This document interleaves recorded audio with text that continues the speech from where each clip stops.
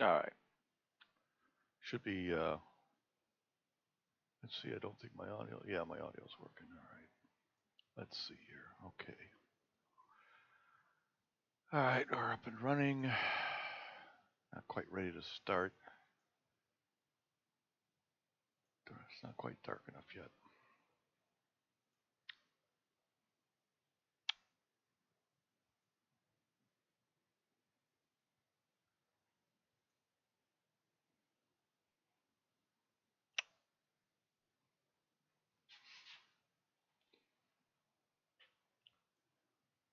Got the 200 millimeter run in here.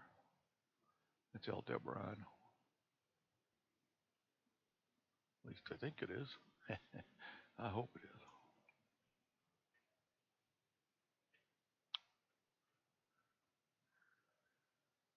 And we're not quite centered with the main scope. Got a little bit of offset. Not much, but a little bit.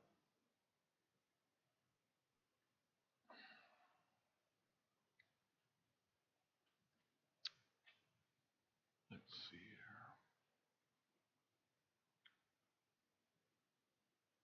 I want to check my focus.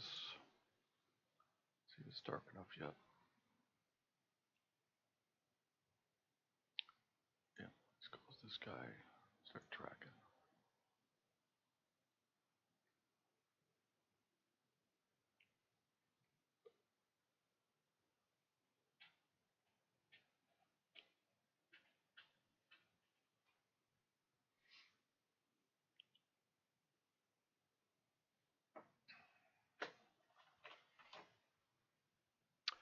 Oh,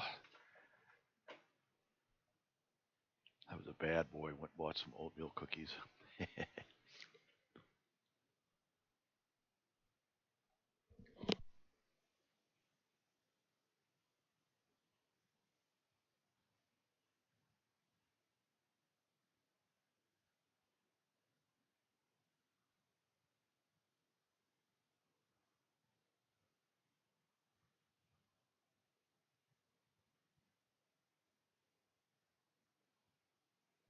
Just working on focus.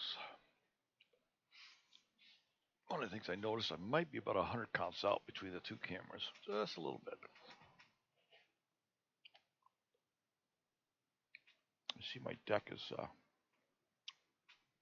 having a little problem here. Looks like some backlash.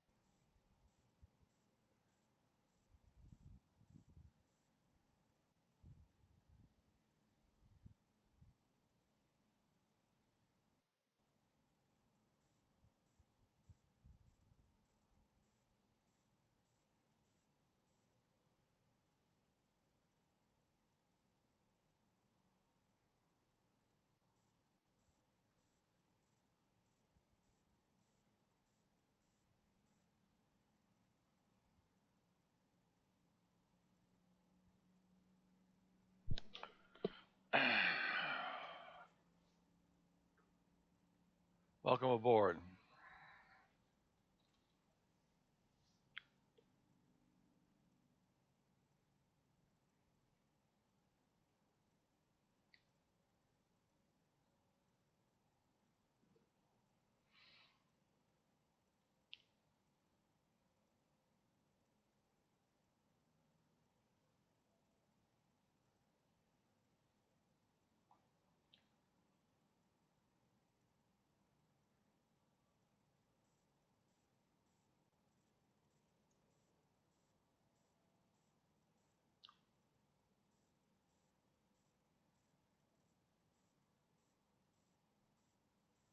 Why is this not validating? Tell me. Okay, let's abort that. Yep, I aborted it. Reconnect to it again. Camera's not working. Reconnect the camera here.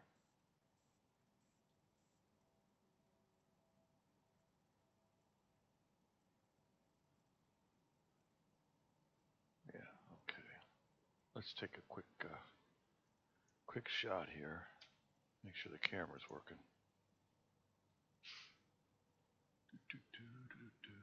There we go. And comment's actually in the field of view. All right, let's shut down the infrared. Infrared's shut down. Let's start the sequence up.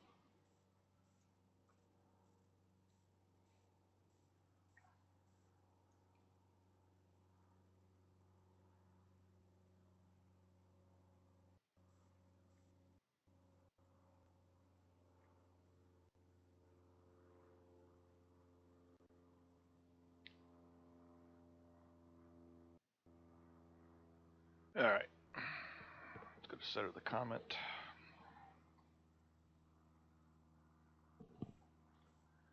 It's a lock to frame here.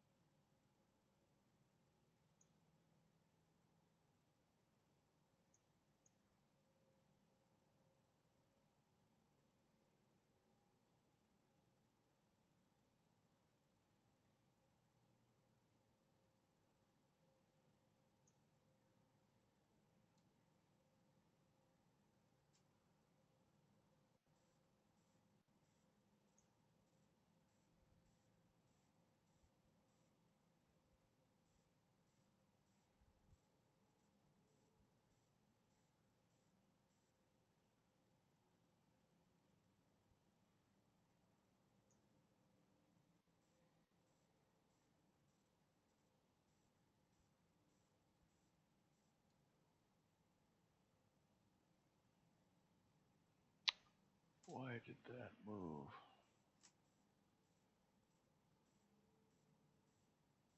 Abort. That's not going to solve.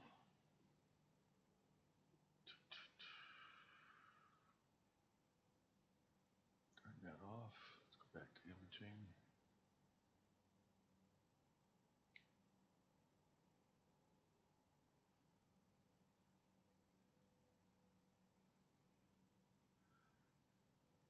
Okay, it's going back to get the auto guider. Looks like the auto guiding started.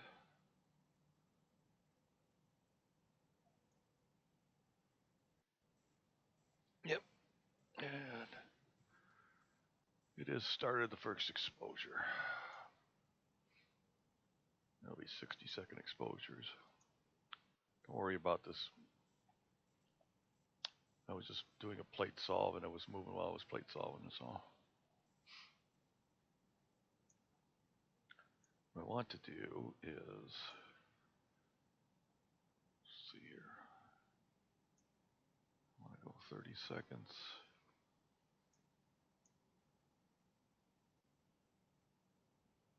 And I want to do a preview.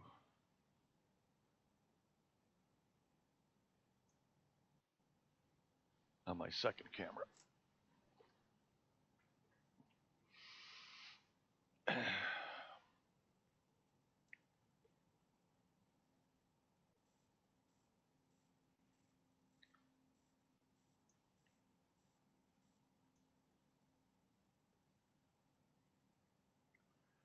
Yep, there it is. Looks like the sky's a little bright.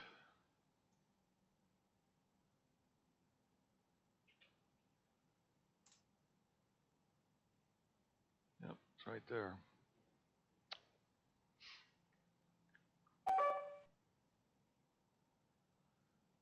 And this guy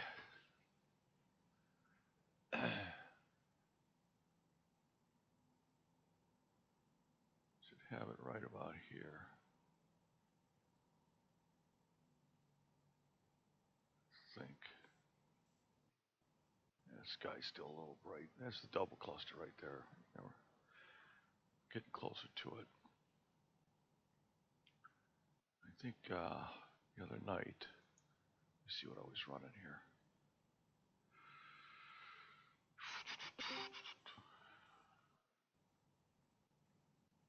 Somebody just logged in. It's me, Bob Keller. Hi, Bob. How are you? Good. Looks like you're doing a comment again. Oh, yeah, I'm Mr. Comet. I know. Yeah, that's cool. Been chasing comets since 1973. Awesome. All right, so what exposure did I do last time? Where is it?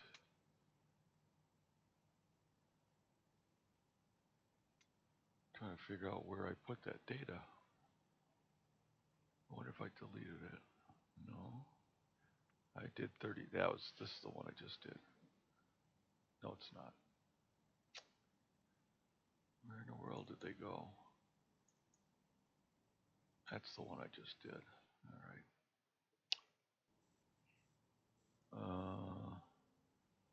Let me go look at my other computer here.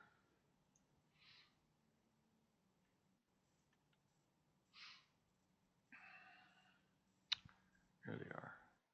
I ran 2-minute shots on that, so that's what I want to do. 2 minutes at ISO 1600. Yep. Sky isn't really dark enough quite yet. No. No, I've got see this the Canon picture here. The sky is still light blue or a bluish. It's not dark. Oh, yeah, I can see that. Yeah. And that's only 30 seconds. Mm. Let's take another preview. Where is this comet located in the sky? It's coming up on the Perseus double cluster. That's the reason I've got the wide angle. Right. So I've got my 200 millimeter lens on it.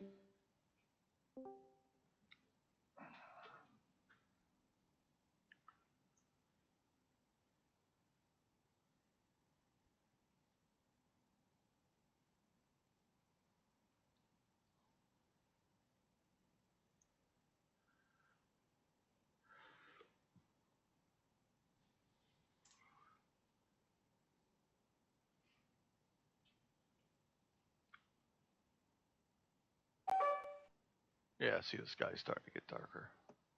Yeah. In fact, if you look at the histogram on the SGP, you can see I'm using almost the whole dynamic range right now. Mm. Because the sky's still a little bit bright. Right. And I'm taking 60-second shots here. I guess I'm going to do more than 15.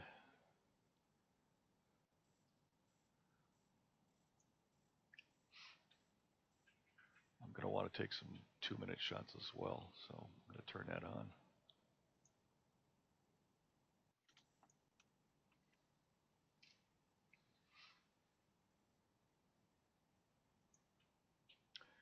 Yeah, see, I've got this one sequence that's got 6 comets in it. I just turned the ones on that I want to do for that night. I'm going to have to check some of these older ones. They may not be up anymore. Right. But as I decide to do new ones, I just add them to this list. Sure. In fact, I need to rename this to just comet sequence.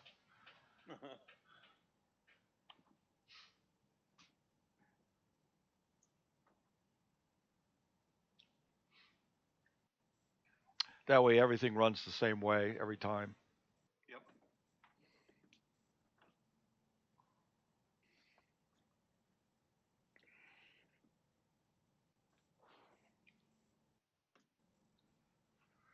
Yeah, I putzed with M42 the other night.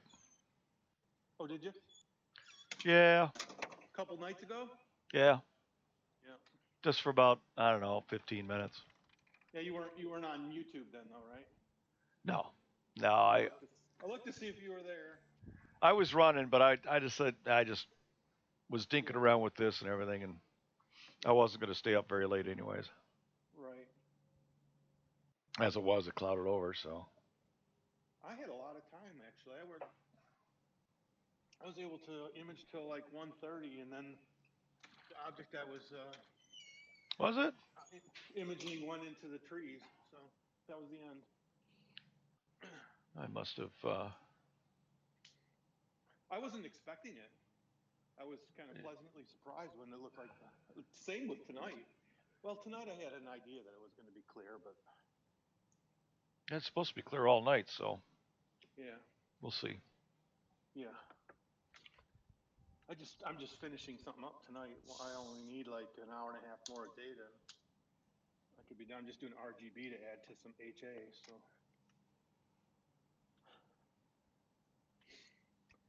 Should be able to get that in.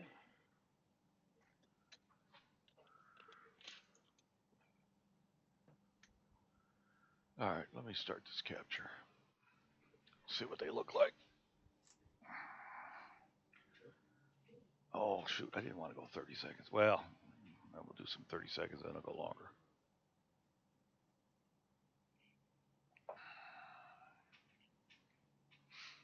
I'll be hitting. Yeah, the other night my wife actually asked if you're imaging. Is Doug imaging? I said, no, I don't. I mean, if he is, he's not on YouTube. No, I didn't stay up very late. I was tired. Yeah.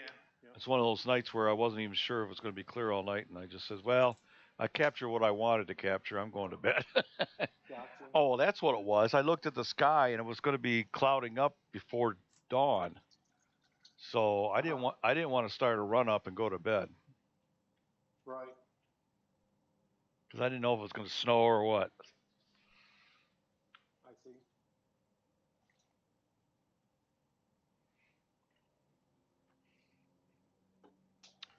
Yeah, I need to make these longer exposures. I think we'll abort this.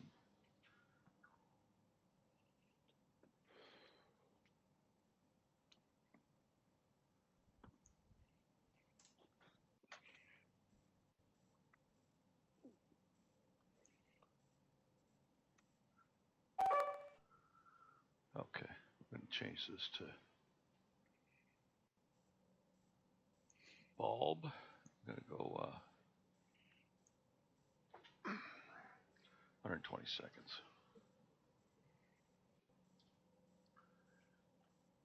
Yeah. These will be blown out for the first few, but that's okay. Uh-huh.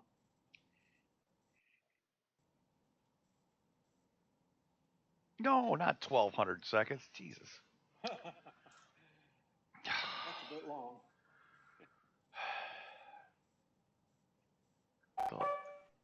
It would be a little bit more than a little bit blown out. Yeah. Actually, let me try some 60-second shots here. See what that looks like.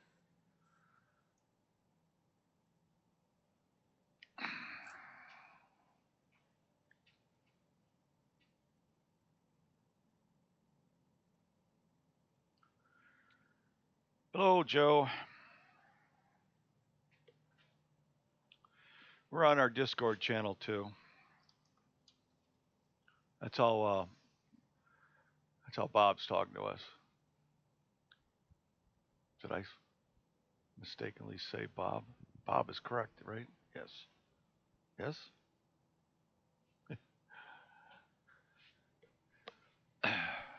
Oh man, having brain farts. I think.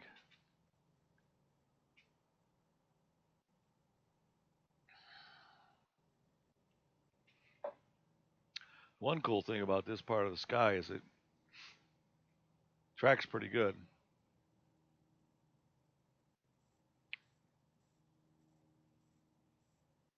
Got a little sawtooth going on there, but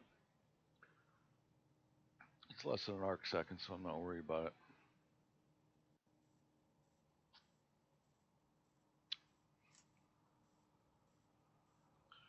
All right, so that's 1 minute. It's not too bad. I don't know if I've got that in the field of view or not. Let me check this.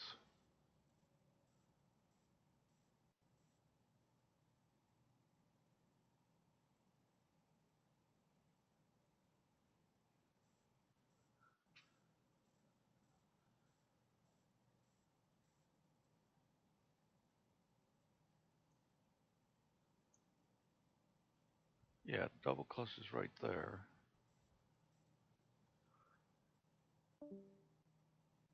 Looks like I've got one half of the. I might have both of them in there. I'm not sure. Let's see here. I don't think so. Yeah, I'm going to reposition once I've done the primary. Because I don't think I have them both in there. I think I've only got one of them.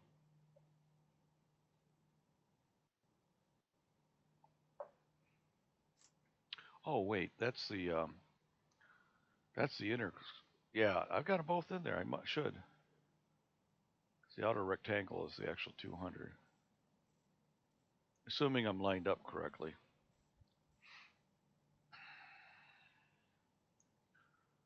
Let me take a look at that. Yeah, that's both of them. These stars all belong? Yes, they are.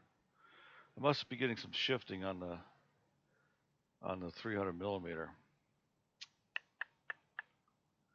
Some flexure going on there. Or just some distortion. Those zoom lenses aren't all that great. Anyhow, for those that are watching, if you want to chat with me via voice, download a application called Discord, create an account, and then log in and find Northern Cross Observatory, and you can actually chat with me.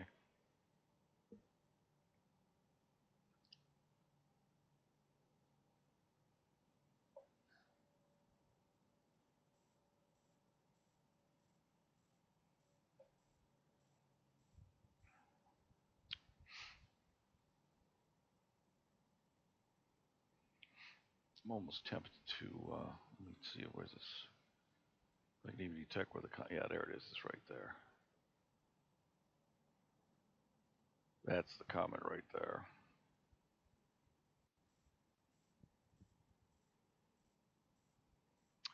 Right above the little square. This is with a 200 millimeter lens. Obviously, in the other camera, which is running on the 10-inch, it's real obvious where the comet is.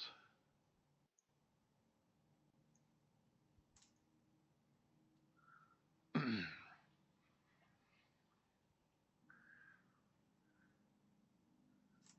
think it's moving a little faster tonight.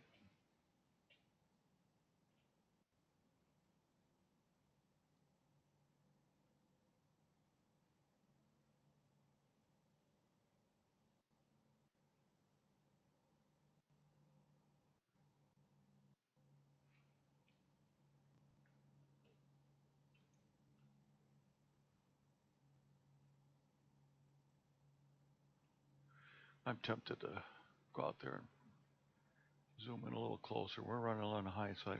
I could actually move that camera. Well, no, this is where it's at right here.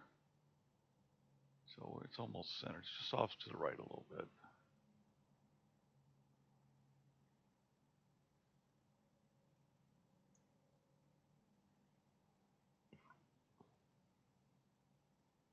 Yeah, I'll have to leave it. I wish I could rotate the Canon camera 90 degrees. It would line up a lot better, but I can't. It's fixed to the 10-inch.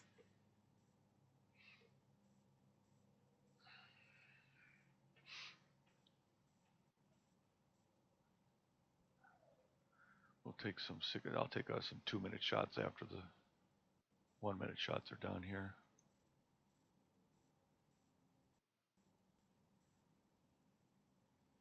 We got 15 done. Let's do,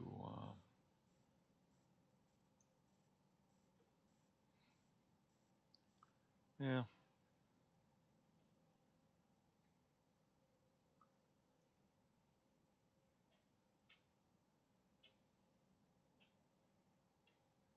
I think 30 will be enough on that one, and then I'll go 10 on the 2 minutes.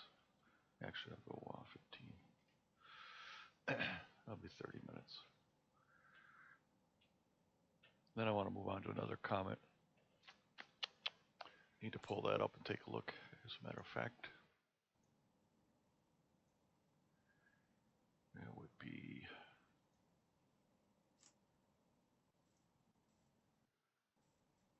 N2. I gotta see where that is.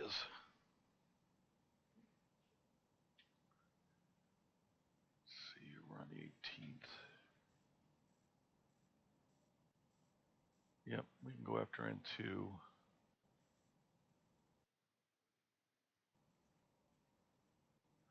Hassan. Gotta pull up the data for that one.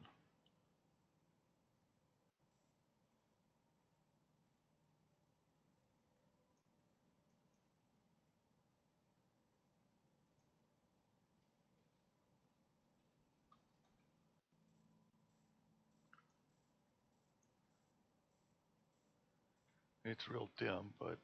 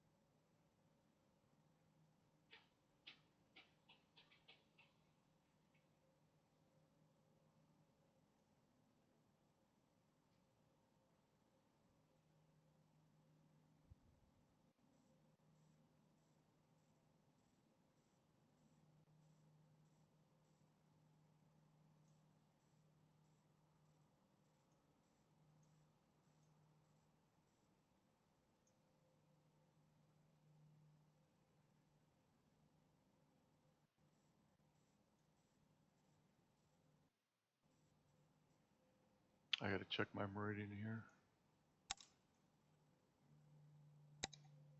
Yeah. We're gonna have to do a meridian flip pretty soon. It should do that automatically anyway, so.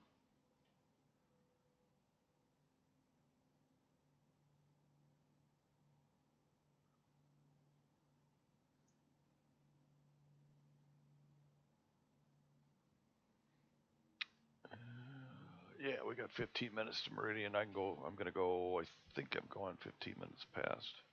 Don't remember how I got that set up. I'll have to check. Let's see here. I've got this set up to go 20 minutes past. We're gonna go 20 minutes is fine.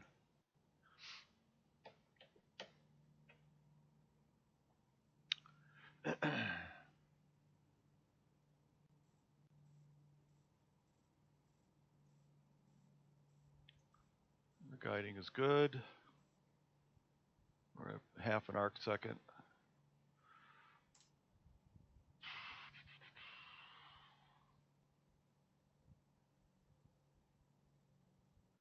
Focus appears to be good.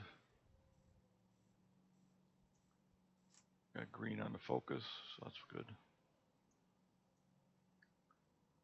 60 seconds on this guy. Got 5 more frames. I'm going to go to 2 minutes on it.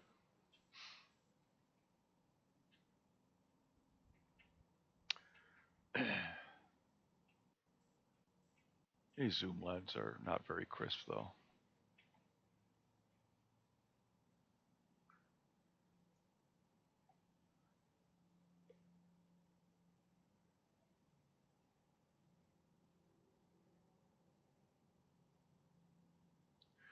So after this comment, we're going to go on to 218 and 2, which is listed here at 11.6 magnitude. It's in the west right now.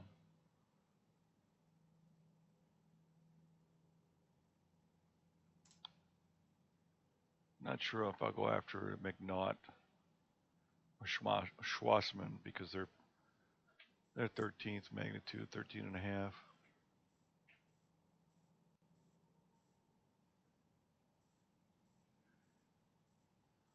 They are up quite a ways though. I could capture them.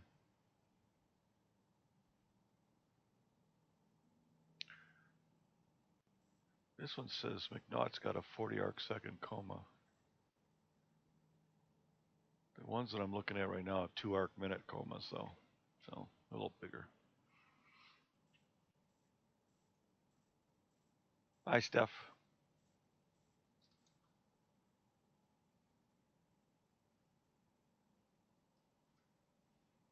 If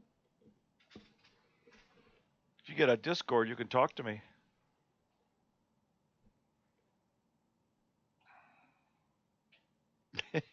Like you want to.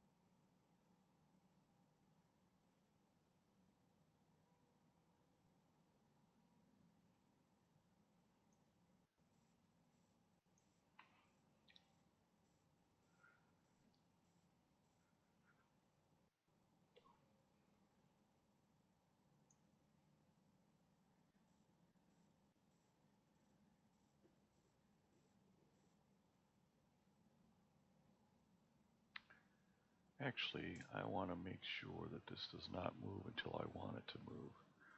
So I'm going to disengage that guy for now.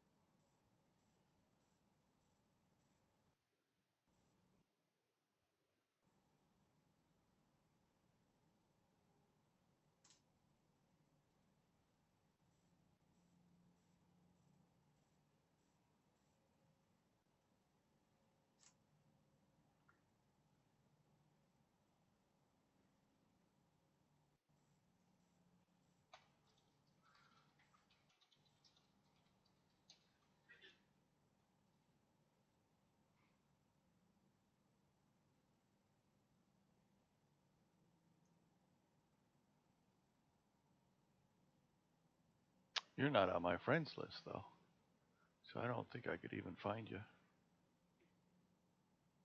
I don't think. I don't know. No, I got a lot of names on here. People I don't even know here.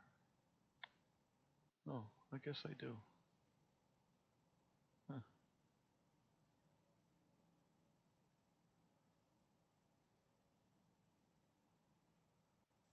Interesting. Yeah, the server, I mean, is Northern Cross Observatory.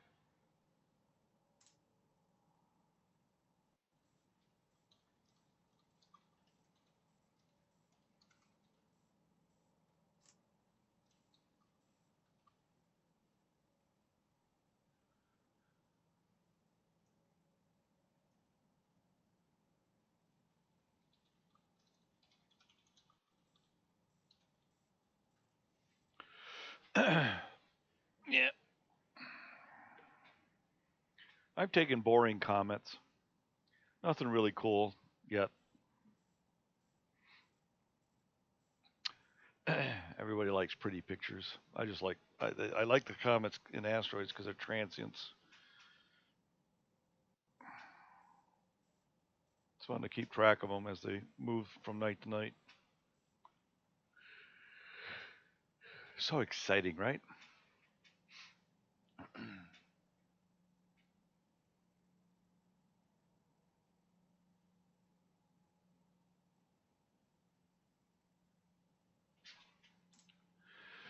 What I should do is put in the delta. That's what I should do. All right, so that guy just finished. I need to up this to 2 minutes. 120. We'll start those. Yeah, I have no idea why that doesn't track. Oh, that's because it's moving. Yeah. So now what I need to do is copy this data here. Where is it?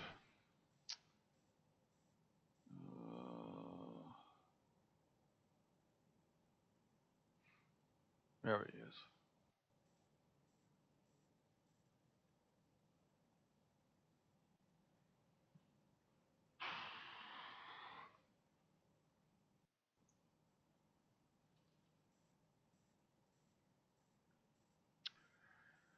So the RA is 0.020205 times 3600. So 72.3.7 arc seconds per. So let's go over to this guy, tools, comet tracking, and let's set that to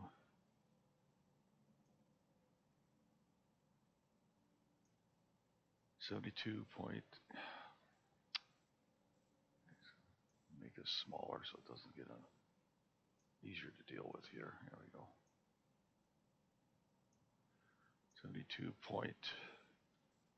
72.738 arc seconds per hour for the RA. And then the deck is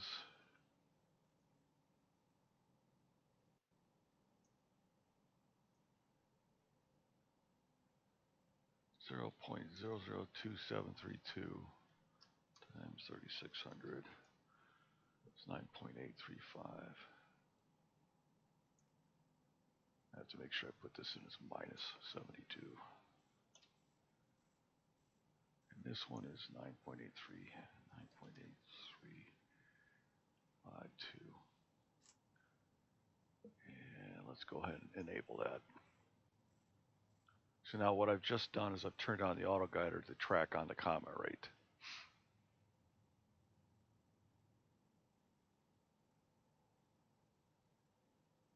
So it's going to slowly shift. It's still tracking on the star, but it's going to use the star as a reference for tracking the comet rate.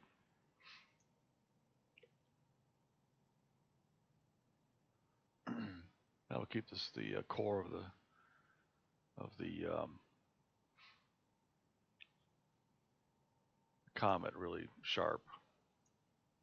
for the next set of 2-minute exposures. The stars will trail a little bit, but that's okay. And I can actually see that it's moved. It used to be between those two little stars there. It's moved above it. And over here, I've got some 2-minute shots going. So we've got the comet is right there, just barely showing up with a little bit of tail.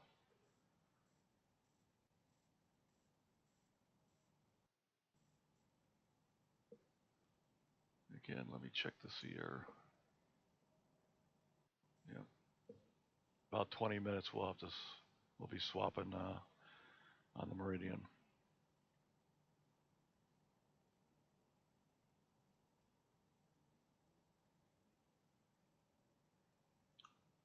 Well, I don't see you on Discord, so you're not even on my friends list. So how am I supposed to send it to you?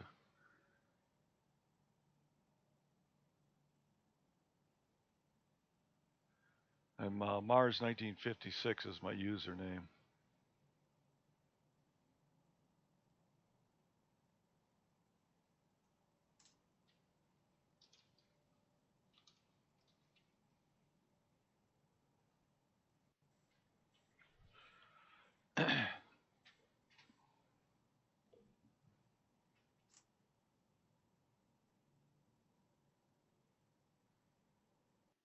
Oh, okay. Yeah, I can do that and pop it in here.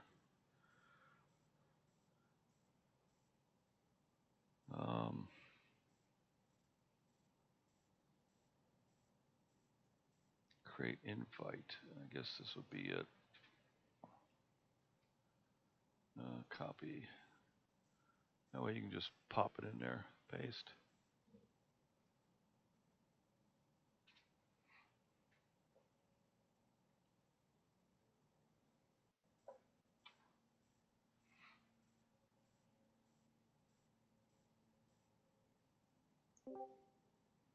Simple quick.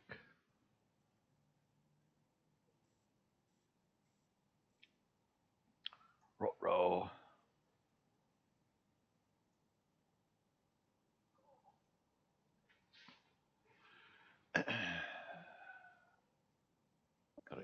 Oops. I was going to add you as a friend, but you disappeared. There you are.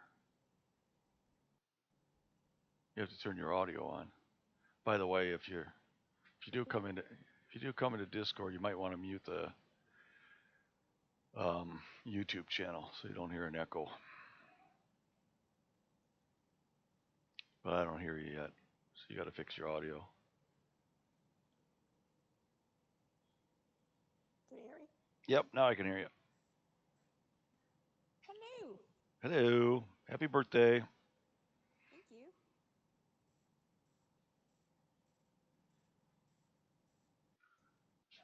Okay, so that's the 2-minute shot. The core is kind of blown out. Can they hear you? Can they hear me? Yes, they can.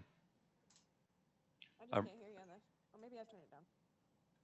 What you could do is mute the YouTube channel. Yep. Otherwise, you'll hear me delayed. Yep, I just did that. Okay. So you can why can't I hear it? You can still watch it, but you can mute on the YouTube channel. You can just listen to me here. But I'm rebroadcasting. Whoever gets on Discord is being rebroadcasted out to the YouTube channel. Excellent. So you would actually hear yourself. Well, if you can hear the squeaker in my background, let me know because Penny's squeaking.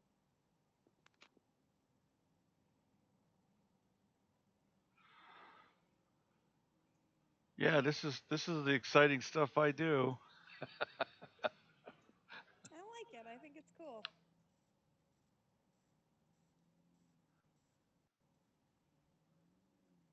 So double cluster. Oh, sorry. Go ahead. We were just watching YouTube videos and we saw that you were live, so we started watching. Yeah, I've got the Canon camera piggybacked on the 10-inch. So that's a right-hand picture is a wider field. So you can see the double cluster in the top there, middle. Perseus double cluster, 2 open clusters, and the comet's real tiny in that one. But if I zoom in, see if I can find it. Oh, there it is. Even there we go. I'll put that right in the middle. But it's such a low resolution that it's kind of hard. But anyways, I got my cursor right next to it there. You'll see it in a minute on the YouTube. YouTube's delayed. But the left-hand picture is through the 10-inch, so it's got some magnification. And I'm currently tracking on the comet now, so I should be able to actually see the comet in this. Let me take a look. I should be able to see it in my guiding camera too. I'm going to go to 4 seconds here. I think that's it right in the middle there.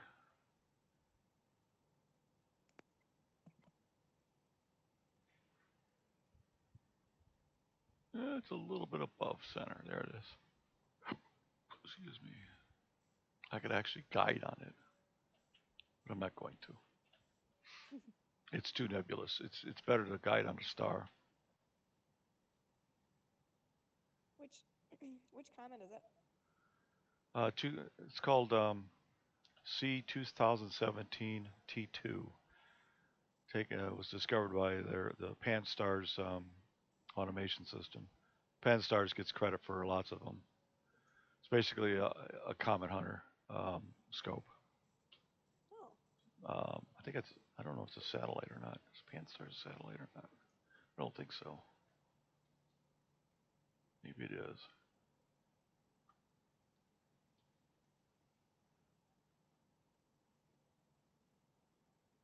It's a survey telescope, yeah. It's 1.8 meters.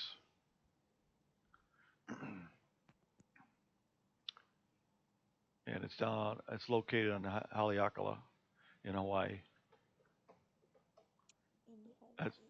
Yep. So it's on the big mountain, and all it does is hunt comets. That's really cool. Yep. So once they discover them, then we get to see them. That's kind of how it works. Come on, mouse. What are you doing to me here?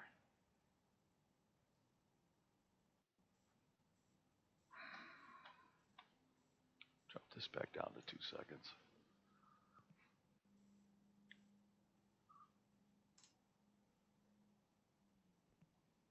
Actually, it seems a little bit flatter if I go to 3. I think I'll do that. Let's go to 3 seconds there.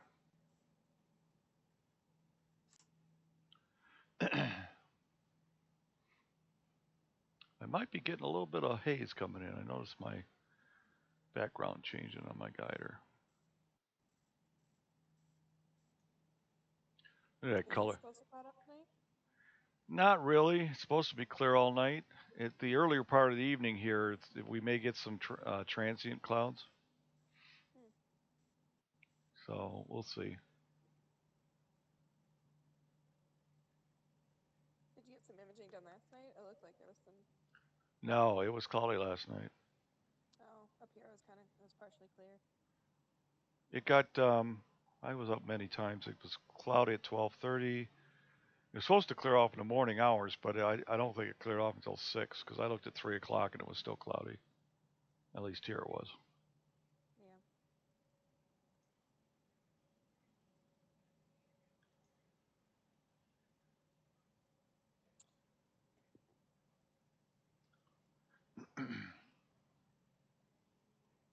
Well, that double clusters in the field of view, so I guess I'm not going to worry about moving the scope.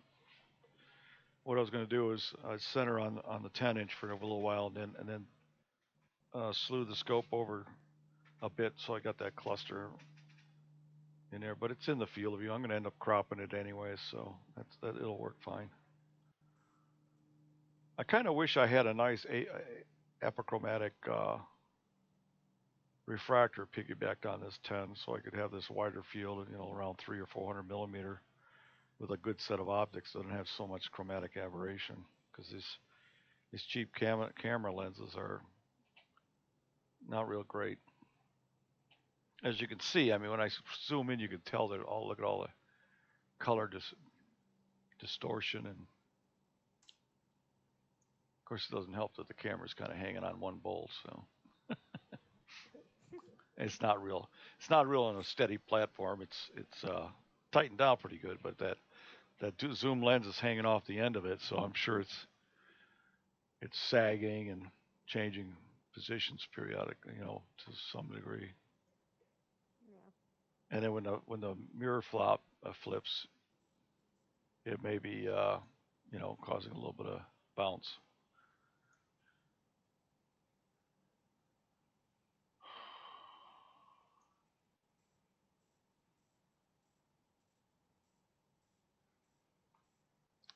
I wonder if I should bring up the Night Sky Network. Nah.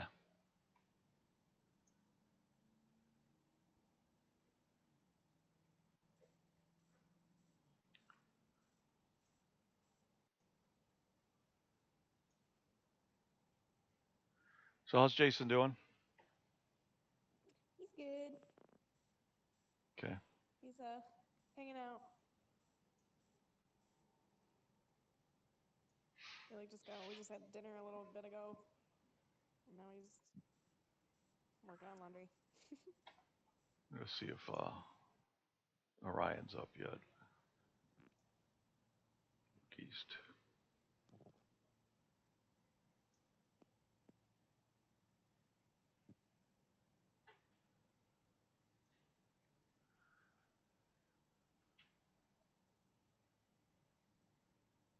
Yeah, it's funny you started talking about people hopping onto voice chat. As soon as you did, Penny started barking. So we're like, I guess you wanted to talk to Grandpa, huh? Yeah, well, let's see what's the altitude of that. That's actually up. I could take a buzz over to M42, but I was going to wait for it to get higher. I wanted to see how, well, I don't know if I want to wait too long. Yeah.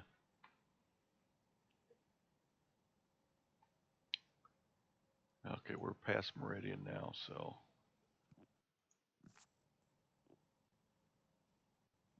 About 10 minutes, it's going to do an automatic meridian flip on me here.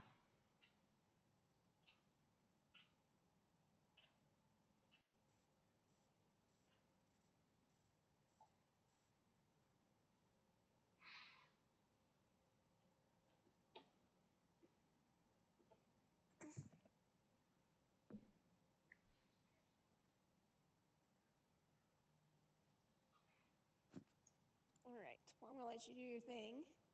Okay, hon. I'll probably keep watching, but I'll disconnect on the voice. Okay, take care. All right. You too. Love you.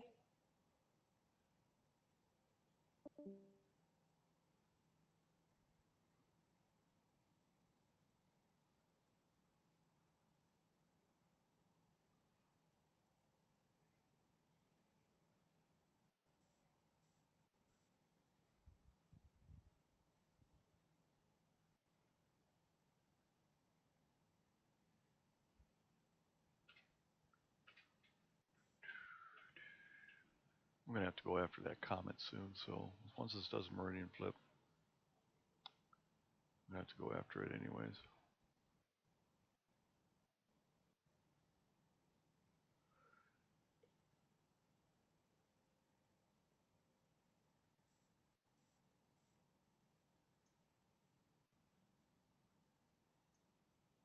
Yeah, we'll do that.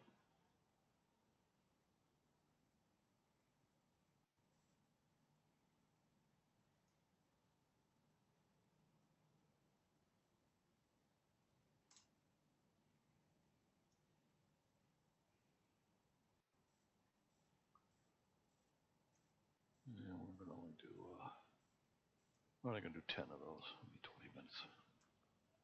I've got plenty on this one too. I don't really need to go much more. Let's see, I got number 9. I got 6 more to do. It'll do, we'll have to abort it after, once I get 10 of these done.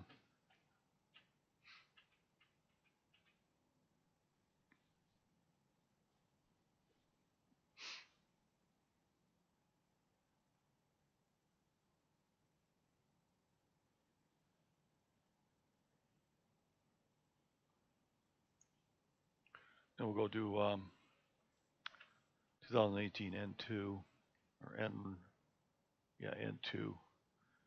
Do about 20 minutes on that, and then we'll go do some fun stuff.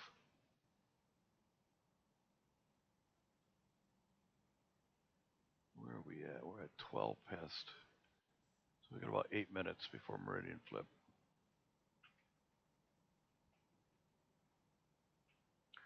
I almost think I want to. Where are we on this guy?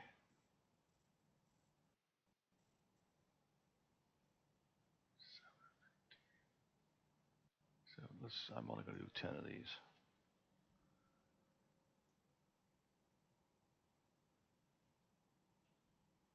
We'll be done with that before the flip. I'll make sure of that. I'm going to change this guy here to telescope set. Set this to 30 minutes.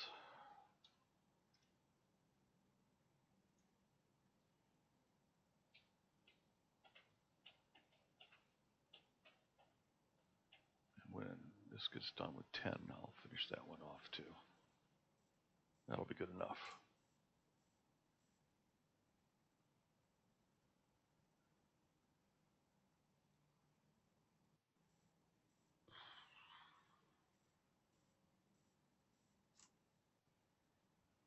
One more for that. After that one, we'll abort that camera. So, got 6 more minutes there, and then we'll be on to the other comet. It's going to flip anyways for the other comet because it's in the west.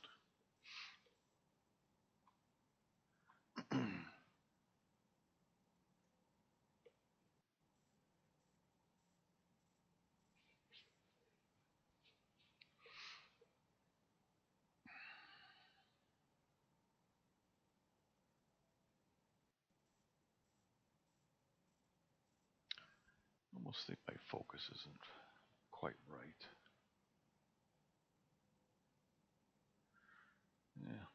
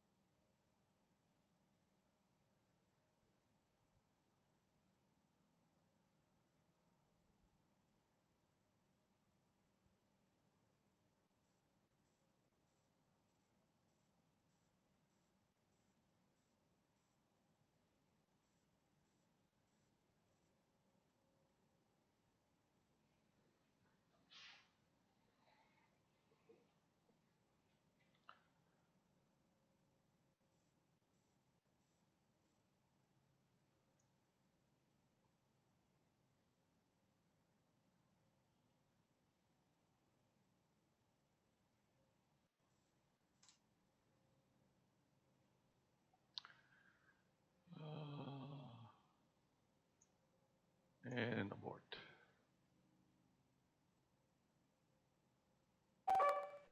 All right, so I got 10 of those. We're in good shape there.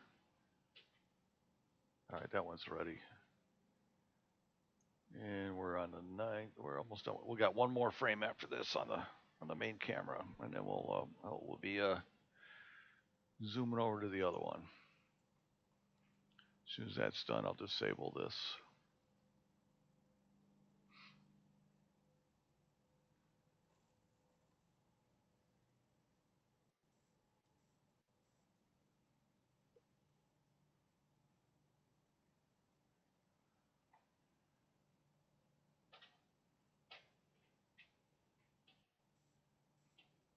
Yep, we're on the last one of T2. I did my capture of this object for the night. I'm going to go on to 2018 N2. We'll do about 20 minutes on that one.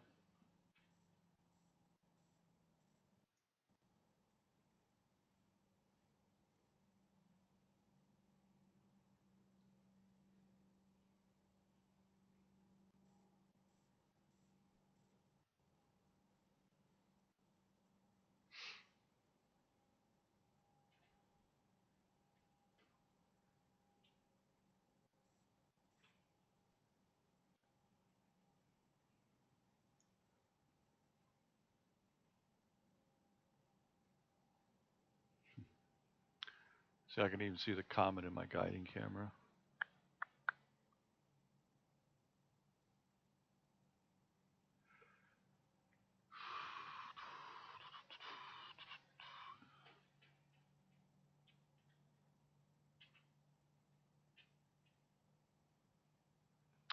I'm utilizing the comet tracking tool in PhD2,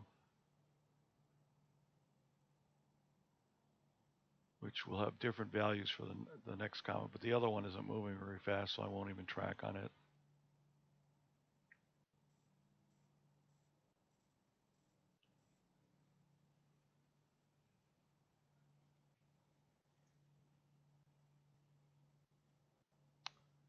Seconds.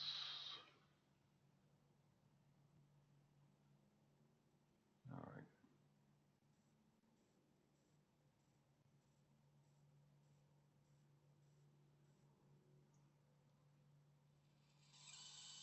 Yep. The scope is slew into the next object.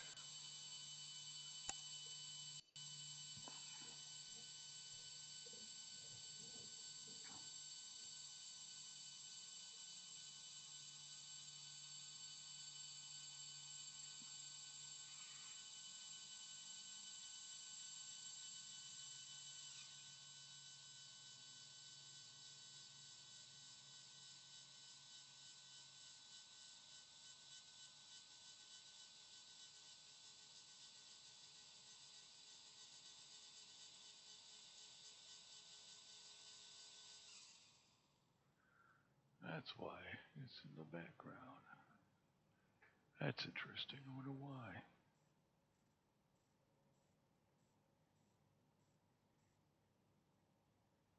How do I lock that? Move that forward.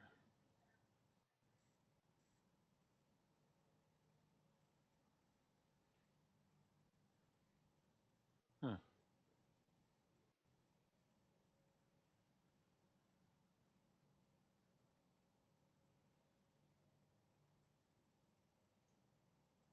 Oops. Didn't mean to shut that off.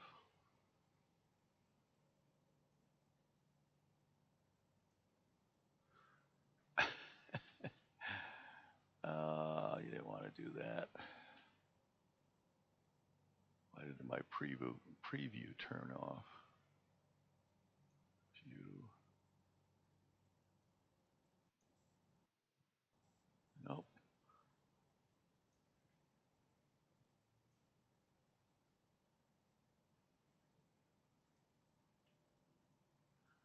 There we go. I'm trying to figure out why my other window is not moving forward here. Properties. I want that to be on top. And how come I can't move that? Order. Move that down. Is that going to work? No. Order. Move this up. Move to the top. There we go. All right, now you can see my scope. That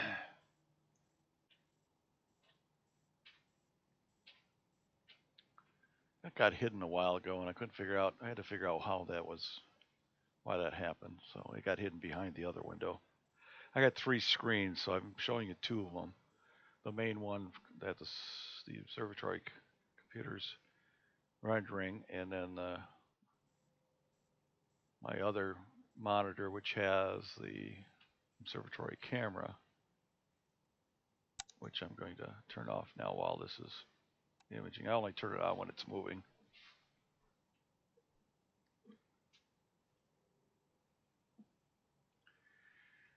Okay, so it's resuming this auto guider.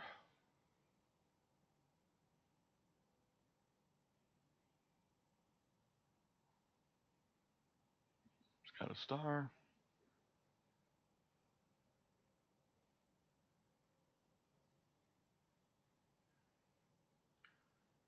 Start guiding.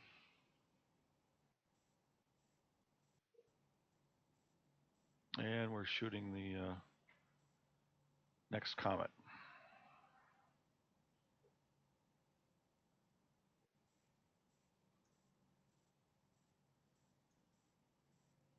This one's really dim.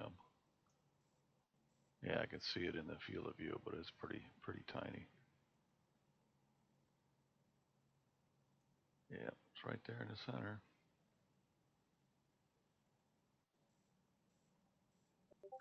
Put my cursor on it there.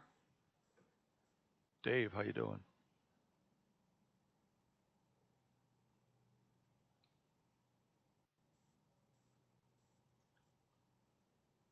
Well, I heard him log in. I don't see him yet.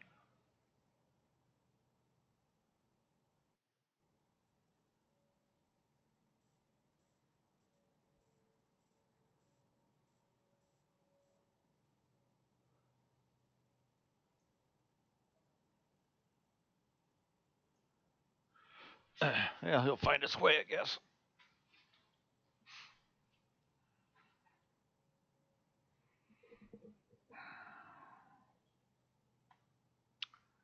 See what that 2 minute shot comes in. I'm gonna put my arrow right by the core of the comet. It's pretty dim. At least I think that's it. When this 2 minute shot comes back, I should be able to tell. Got 20 seconds to go here.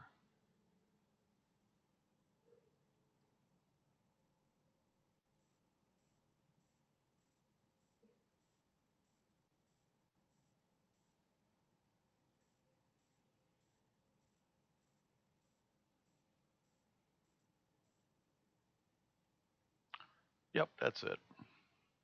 I'll zoom in.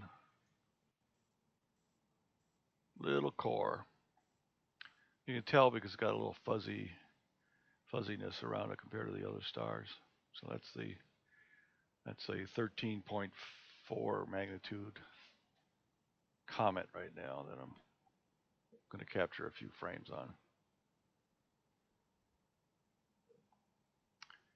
And let me see how fast it's moving relative to the sky here.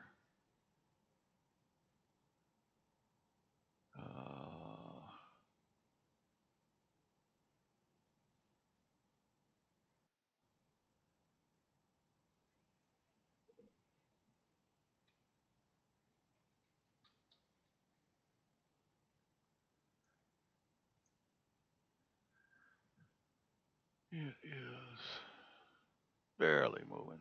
0.003 arc seconds per second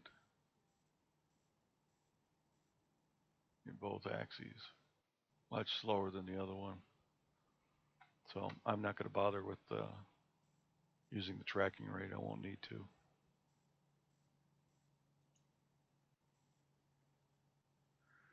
to. When I stack these, they'll be in color. This is all FITS files, so it's kind of low resolution until you stack them.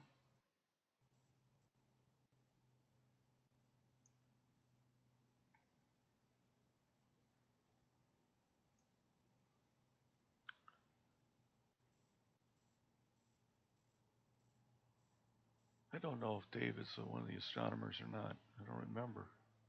I thought he was from the Night Sky Network.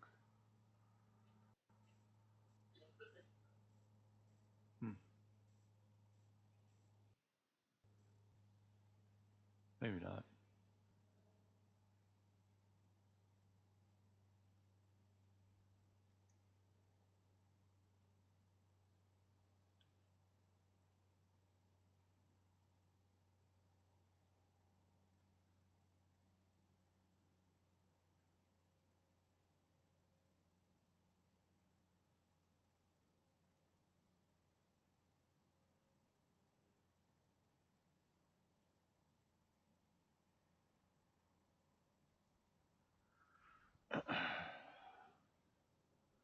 I'm sure if he needs some help, he'll ask for it. So, like I said, I'm only going to take a few frames of this, and then I'm going to move on to. I want to take a wider angle shot of the flame and the horse head.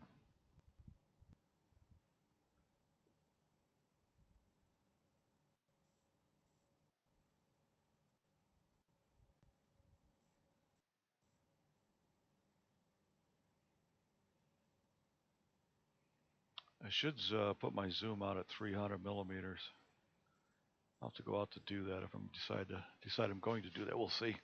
Otherwise, I'm just going to run it to 200. Well, I'll be able to get both Allen Attack, the Flame, Horsehead, and also M42 off to the right when I get this centered up the way I want it.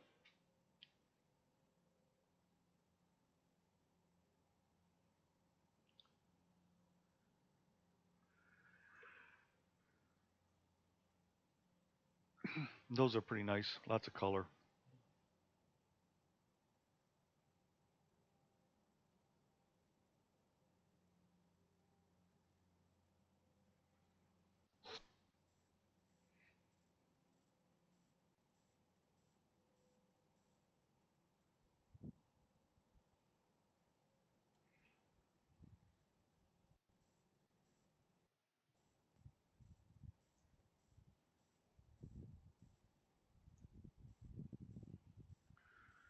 Let's see. I need to take a few of this one.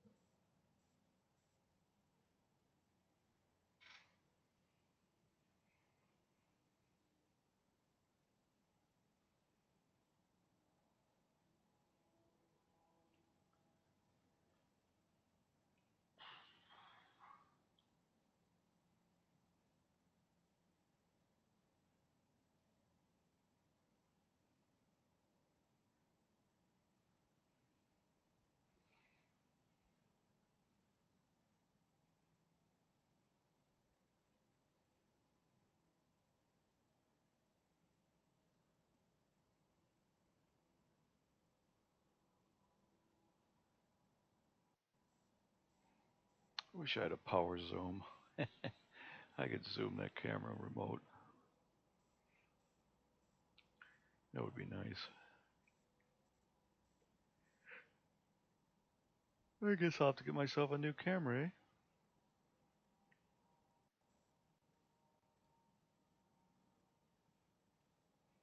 It's kind of nice that I have focusers for both these systems that I can run remote.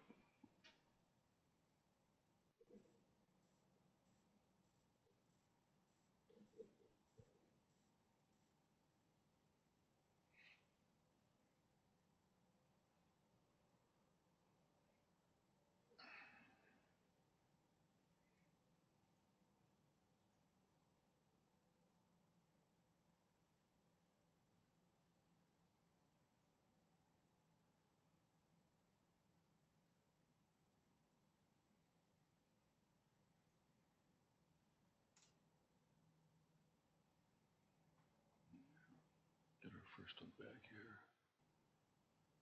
See what that looks like. Yep, not too much there. Pretty boring part of the sky, it looks like.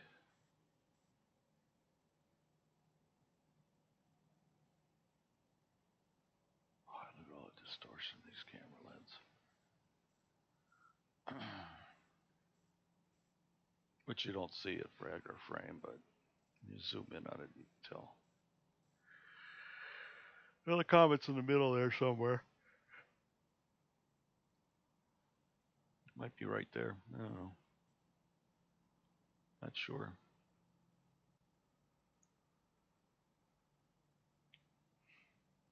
Now this one I'm going to abort. I don't need that.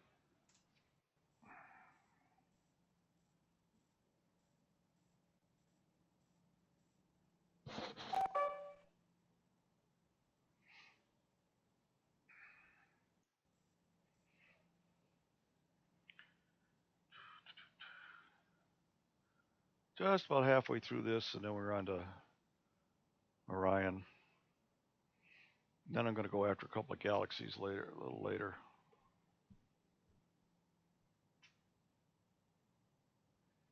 I want to capture M100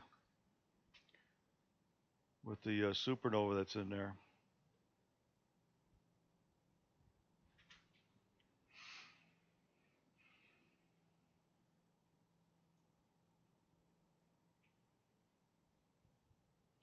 Check to see when it rises.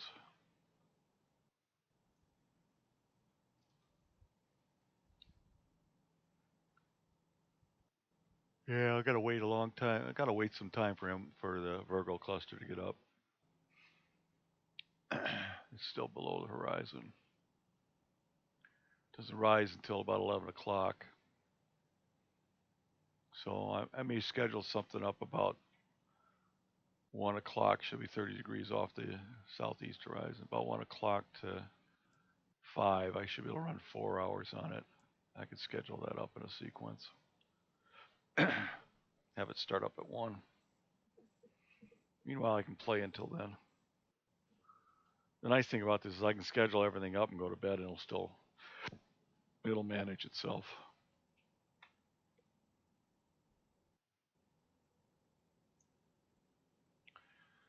In other words, hunting comets, I have to interface with it because I got to put in the new coordinates that evening. And hey, okay, Dave. Let's see here. Invite. Not Conlo. Why can't I invite to this server? Let's see. Hi, Dave. Hey, Doug. Good to see you. Or to hear you. Does this work? Yeah, I'm talking to you. Are you here? Oh, okay. All right, good. So you can mute the YouTube channel so you won't get the echo. I'm gonna. All right. That way you're talking directly in Discord. All right. Because the YouTube channel is going to have a delay and then an echo. You'll hear yourself and you hear me. I think I've muted YouTube. Yes, as long as you have, that's good. All right. And you're going to be live on YouTube, so people are going to hear what you say. Just to warn you ahead of time. I'll be very careful. Yeah, this is what how I used to do it before I started doing Night Sky Network. I mean, because I could make a run and then people could watch it at their leisure some other time if they wanted to, like watching the grass grow. But how you been? Pretty good. Nothing but clouds and trippy skies out here, and phone calls from some robotic voice wanting to tell my wife that her iCloud account has been compromised. Oh. Hang on.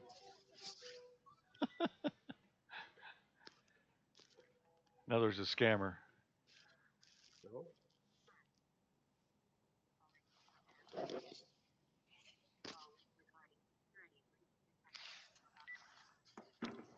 I'm gonna mute you, buddy. I'm not talking. But I can hear. Okay, there you go. You're good. Okay. It's just that we're on Vox, so it's going to be whatever happens in the background show up. So, anyways, this is 2018 N2 Assassin, and I'm only going to be on it for another 6 minutes here, starting frame number 8 of 10. Just capturing it for. I'm doing a talk in another week on comets. So one of the things I'm going to do is a progression on this T2 that I've been capturing since October. I think I've got 6 or 8 nights on it. Tonight will be another night. That sounds really good. Yeah, I'm going to show its path across the sky. I got 2 videos. I'm going to show how the tail is increased. Basically, it's a short talk, a 15-minute talk this time, just on one comet and what I do. Maybe some other time in next year, I might do a 1-hour talk on comet hunting in general with more details. But I was asked to do that at, see, what meeting did he want me at? Oh, yeah, a week, February 3rd. Then I was asked to do a talk in August on the Observatory for the other club, and then I was asked to do a talk in next February, which I may do. I'm not sure I'll do a comet talk. I might do something else. We'll see. They found out I was retired and thought, oh, you got time. You can do talks. Of course. Yeah, the guy who runs is the program chairman for the one club. He says, "You're retired. You got time now." Kind of. Yeah, and you can knock out a 15-minute talk in no time at all. Oh yeah. No, actually I can, but you guys have Like you, you're doing some prep. you know I can because you guys have to put up with me on Night Sky Network, and I'll talk your ear off. That's what that mute button is for. Exactly. So I don't know if you were on here when I was on the other comment or not, but one of the things I was doing was let me load it up here. No, I just happened to discover you a few minutes ago. Okay. So if you look at YouTube, I've got one of the frames up from the Comet T2, which is real close to the double cluster. And the right hand image there is a 200 millimeter lens piggybacked on top of the 10-inch with my Canon T3i. And that's the other reason I'm hoping for clear weather for the next week and a half, so I can watch this comet go sneaking right by this cluster. And I'm gonna, when it gets close enough, I'm gonna zoom my 200 out to 300 millimeters, so a little tighter shot of it. But it's I actually could do that tonight, I think, but I'd have to do an offset with. I'd have to go out there and set it, but we'll see. But in any case, I posted an example of that from 2 nights ago on the Night Sky Network Facebook page. I don't know if you saw it or not. I haven't looked, but I will. It was from a couple nights ago. It was a little farther out. But where are we here? We are on the 40 seconds from the last frame here. And then we're going to move on to, I want to get over to Orion and try this 200 millimeter lens on that area. I should be able to get the Flame, the Horsehead, and the Running Man and M42, M43 all in the same frame. I want to take about 10 minutes worth of shots on that. That's a dramatic image you'll have. Yeah, just for grins. I mean, I've had this camera, and I used to put this camera on my Ioptron. What was it? It's that little tracking mount, the old one, Sky Pro. What was it called? Anyhow, when I was up north, and I could go 1 minute with this 200 millimeter lens, just tracking with, not guiding or anything like that, and it took some pretty neat wider field, not my 10 millimeter wide field, but I mean, some kind of interesting shots there. Nothing really great. I mean, M31 looked like, but I just want to putz with it. I've got it piggybacked on the 10. It's a 70 to 300 millimeter zoom. It's not a fixed lens, so it's not a great lens anyways. But I've got it on there. I usually have my 10 millimeter on there, so I have this nice wide field, if you recall, normally, so I can kind of look at the entire sky that I'm looking at. But I threw the other lens on there 2 days ago. Excuse me, and decided to mess with that for a little bit. So we'll go over there in a second here. Here nodding as if you could see me. Yeah, well, I just realized I was nodding when you were talking. Oh, I got a satellite through that last shot. There's going to be a lot of that. Yeah, I know. Especially if you're going over to the Horsehead vicinity, Orion. Yeah, because that's near the eclipse or the celestial equator. No, I get it. I gotta get back on some comets though. I mean some galaxies. It's galaxy season's coming, so we're gonna go after some galaxies soon.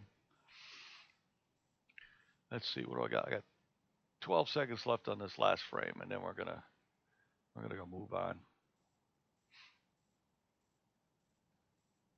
And I'm going to do an ad hoc slew in this case, because since it's going to be wide field. So don't run the end. Okay. So in fact, because I'm going to do that, the 10 won't be doing any acquisition, only be guiding. So I'll bring up. We just finished off that object, so I'm going to bring up this guy. And I don't know how to unlock this guy. I've got the cursor locked. It's really annoying because I can't get to where I want to go. Yeah, I don't know how to unlock it. Help you. How do I do that? Let me go over here and I'll do a slew. There we go. Let's do an initial slew here. Yep. All right, so I'm going to bring up the.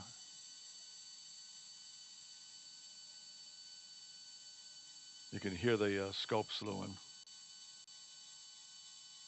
At least on the YouTube channel, you can. I just turned on the infrared camera so you can see the scope slewing around.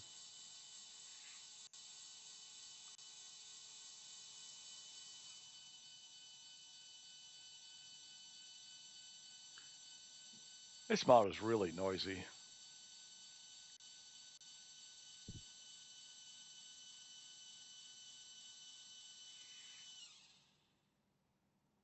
All right.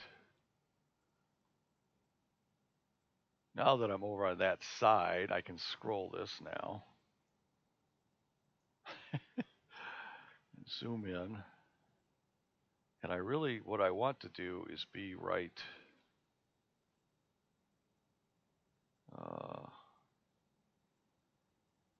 This was the 200. This is the 300. No. That's the 3. That's the 200 right there. So I want to be right. I think right there. So I'm going to slew to there.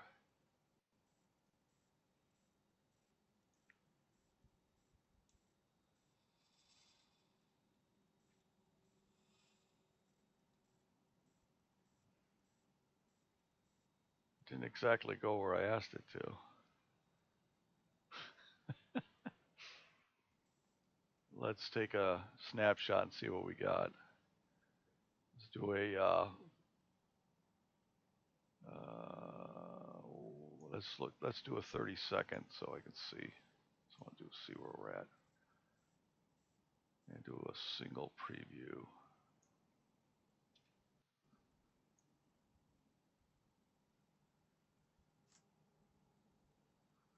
Oh, I need to turn my tracking on.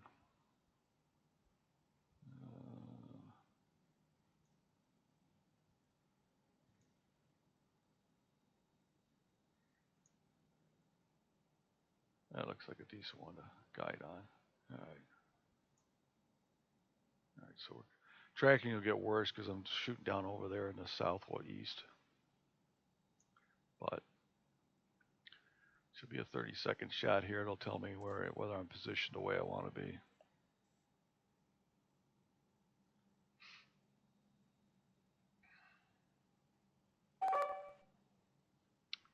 And let's go into HD mode. No, I can't do that in this mode. That's right. I think that's Allen attack there. Yeah, that should work. All right, we're going to go up and change the shutter now back to bulb.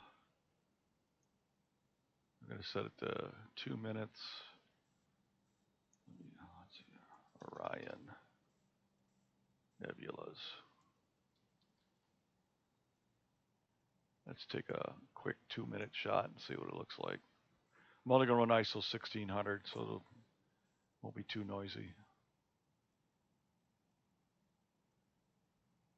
So the 10-inch isn't shooting at either one of those. It's in the middle here where there's nothing.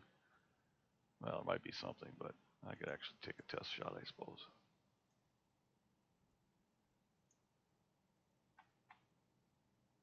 take a 30-second shot, see if it sees anything cool.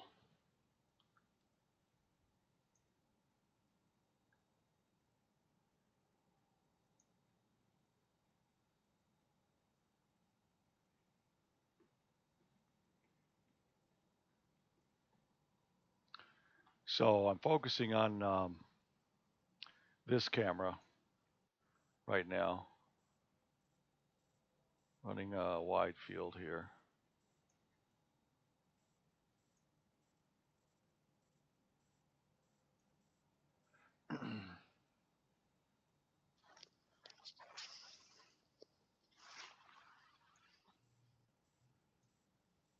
Yeah, there's nothing in particular there. It's a little teeny tiny Orion Nebula over there. It is. I would call this a wide field view. Yeah, well, it's only 200 millimeter lens. I mean, the focal length's 200 millimeters, so. But I can actually just see. I think I can just see the flame in this 30-second shot. This 2-minute shot should bring it out. Just be able to see it. I think I could see it even in the 30-second shot. So this is my answer to not having a 2, 3, or 400 millimeter apochromatic to piggyback on this guy. It works. In the image that I'm seeing here, there's a huge amount of macro blocking. Is that in the actual image, or is that an artifact of the lens on YouTube? Those large areas where the gray is squared off into big blocks. Go down to the bottom right hand section of the YouTube channel where the little gearbox is. Click on that and set it to 1440p. Okay, because I'm at 10. Well, I'm not. 1440 is not going to show me anything. Or were you at 1080p? 1080 display. Yeah. Let's see if it makes it. So it'll just get down resed anyhow. Well, what were you running at? Well, it was it set to 1080 because normally it defaults to 460. I'm at 1080 by default. The YouTube, in YouTube.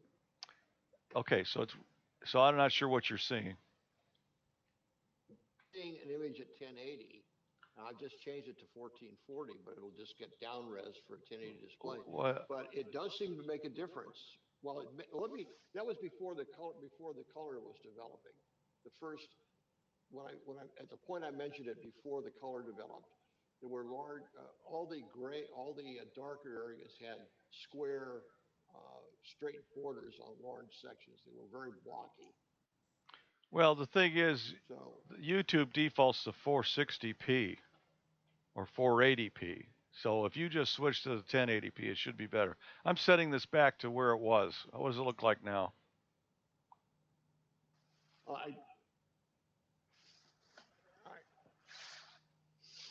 Well, I was at 1080, so I just raised it to 1440, but I don't. No, I'll bet YouTube was broadcasting to you at 480. And that's what and then you set it to 1080p and it cleared up. Because that's what happens is people log into this first time, they can say, I can't read the print or anything. And I said, it's probably because YouTube's sending it to 480 right now to you guys when I'm actually broadcasting at 1080 and 1440. So if you got a monitor's 1080p, set the YouTube to 1080p in those settings, and it should be fine. That's yeah, but I was at 1080. Oh, okay. But I'm going to try auto because just to see what it does as a matter of course here, and that defaults back to 1080. So down res it to 480. Yeah. Everything is fuzzy, just as you say. Yeah. So you should be running at 1080. Yeah. Okay. I think 102 minutes is a little too long, so I'm going to go 60 seconds. And then I I can. see it in this image.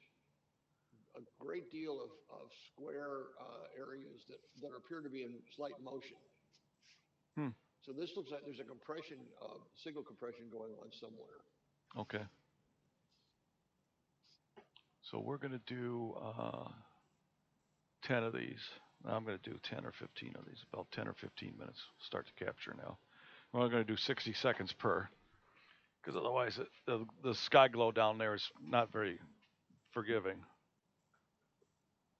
I'm shooting right over Detroit, even though Detroit's 50 miles away. This is why I probably should have waited until it got over around the meridian.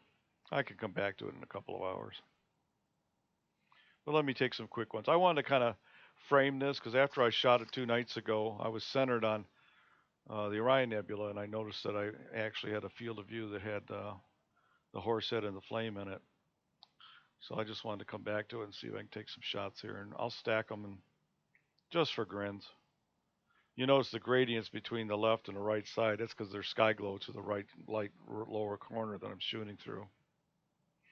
That's why it's grayer. It's brighter in the lower right compared to the upper left.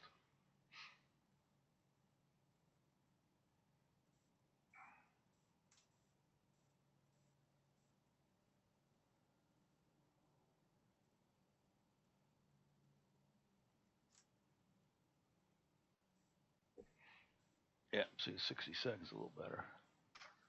Let me bring this histogram back up here.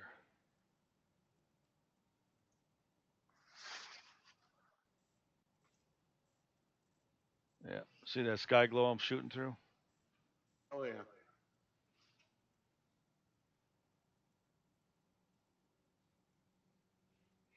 But the flame is there. You just see it. Yes. Yeah.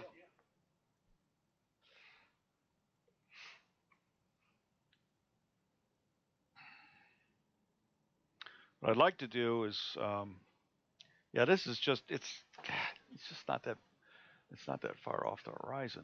Let me look here. We're only yeah,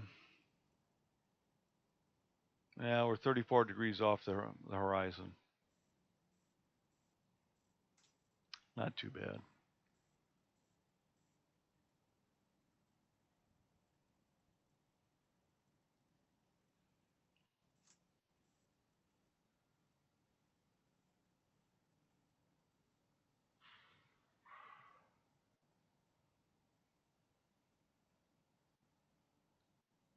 What do I have turned on there? Display.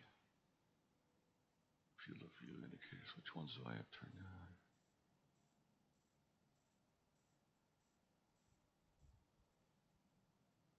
Oh, I got the 105 turned on. Okay, I'll turn that off for now. Okay, that's the outer box is the 200, and I've got contained in there pretty good the 300. I couldn't fit those. I could just barely fit those in with the full 300. 250 would be probably perfect, but 200's fine. I'm not gonna do anything with these. I'll process them and I'll negate the gradients and the um, sky background. I'll take some flats tomorrow, but not gonna be much out of that. That's why I'm not gonna spend a lot of time on it. I gotta go hunting my galaxies.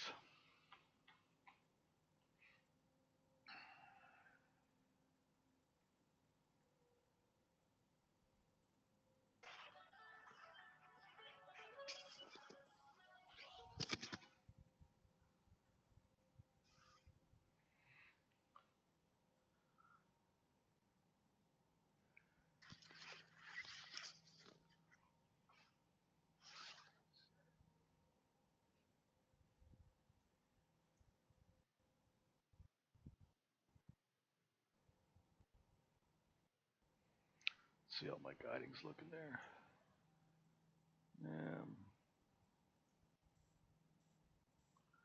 It's okay. It's not great.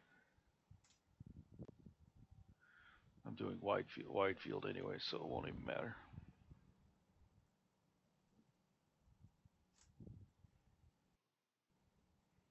Actually, I might want to shoot the flame or the horse head through the 10-inch when I'm done here. I don't usually bother with M42. It's just so bright and easy to take a shot. It's not easy to process though, because it's such large dynamic range on it. But everybody does Orion, so Of course. it's like M27. It's the first thing you go after because it's bright. It's bright, it's spectacular, and it has a lot of complexity. As you get better at coaxing a decent image out. Yeah. I mean, this was from the other 2 nights ago, right? Let me see if I got it right here. Where is it? I don't even know if I put it in my processed images or not. I don't think I did. Let's see. There it is. Oops. Not that one. This one. So this is a quick and dirty.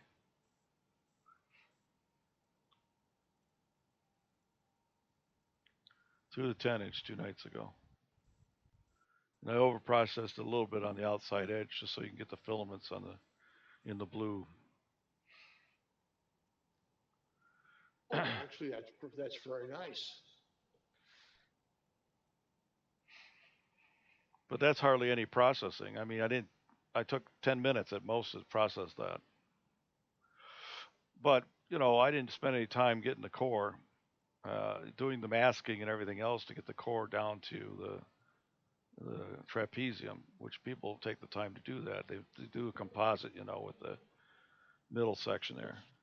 I've seen those, and it's very nice, but it's kind of you're never going to actually see it that way. Right. You're going to see the trapezium, and you're not going to see any of the outer stuff. Right. Because I've looked through I've looked at this object with a 20-inch, and I could. One night I saw 8 stars in the trapezium, all the way down to G and H. We were running 500 power on a very steady night here in my backyard in February of '96. My buddy came out, and it was really great seeing that night. And because G and H are 16th magnitude. That was the only time I've ever seen them. But anyways, that was, I don't know, what is this? 27 frames at 30 seconds apiece from 2 nights ago. So, okay, I did my M42 for the year. My obligatory M42. And I spent about as much time as I was willing to spend on it. So it's not anywhere near what other people do, but I don't care. It's pretty to look at. It's pretty to look at. I think of it as fireworks when it's up. Oh, I forgot to turn off my infrared camera. These next frames might be a little darker background. I had my infrared camera, and it's almost shooting right up the tube towards the secondary. I keep forgetting to do that when I'm shooting in the south. We'll see. I got references here to. Oh, it is the near the night light. The night camera has got 2 little red LEDs on it, and the sensor is kind of sensitive towards the infrared, so you can see the scope and all that. But I've got an open tube, right? And if it hits the secondary, the primary sees it. So I only turn it on when it's slewing because I want to make sure it's not going crazy. This one might darken up just a bit. I don't know. We'll see. Maybe not. It doesn't seem like it made much difference. Okay. Which is fine.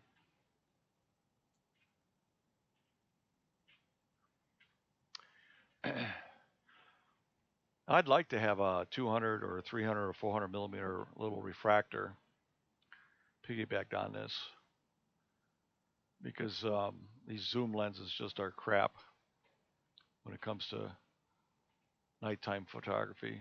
They just don't get distortion and not well corrected in the color. Well, there's a lot of complexity in the glass, and they're not made for Yeah, astronomy. So right. But it's what I have, so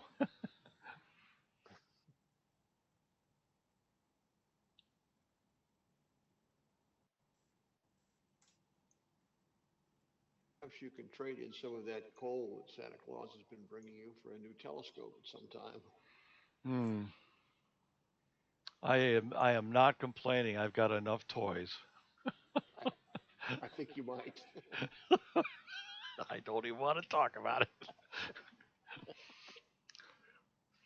I mentioned to my wife I might want to get a Red Cat 51, right?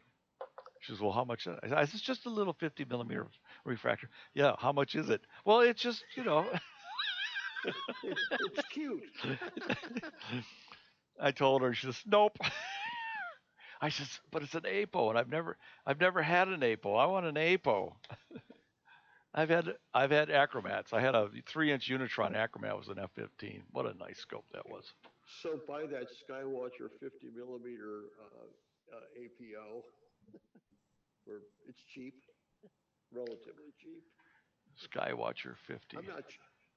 I'm not sure why it exists, but it's an APO finder scope. If you An APO finder scope. That's interesting. that's the way that's what it looks like to me. Yeah, it says it's an APO. Huh. Skywatcher Evo guide, right? I think that's the one. Yeah. Yeah, it's an F4.8. Yeah, it's only 225. See, you I'd could. have, but well, the problem is I have to buy a $300 motor focuser for it. But you don't need to. You need to do that in stages. I see. The one thing about my Canon T3i that I'm running right here is I can focus it from my desk here remotely. I don't have to be out in the observatory to do that. Both all my optics is all motorized focusers. My primary and the secondary, and my I guide. I put a motor on my 120, and last night, having a few minutes of stars, I made my first run at trying to focus it using the tools in SharpCap, and they sort of work.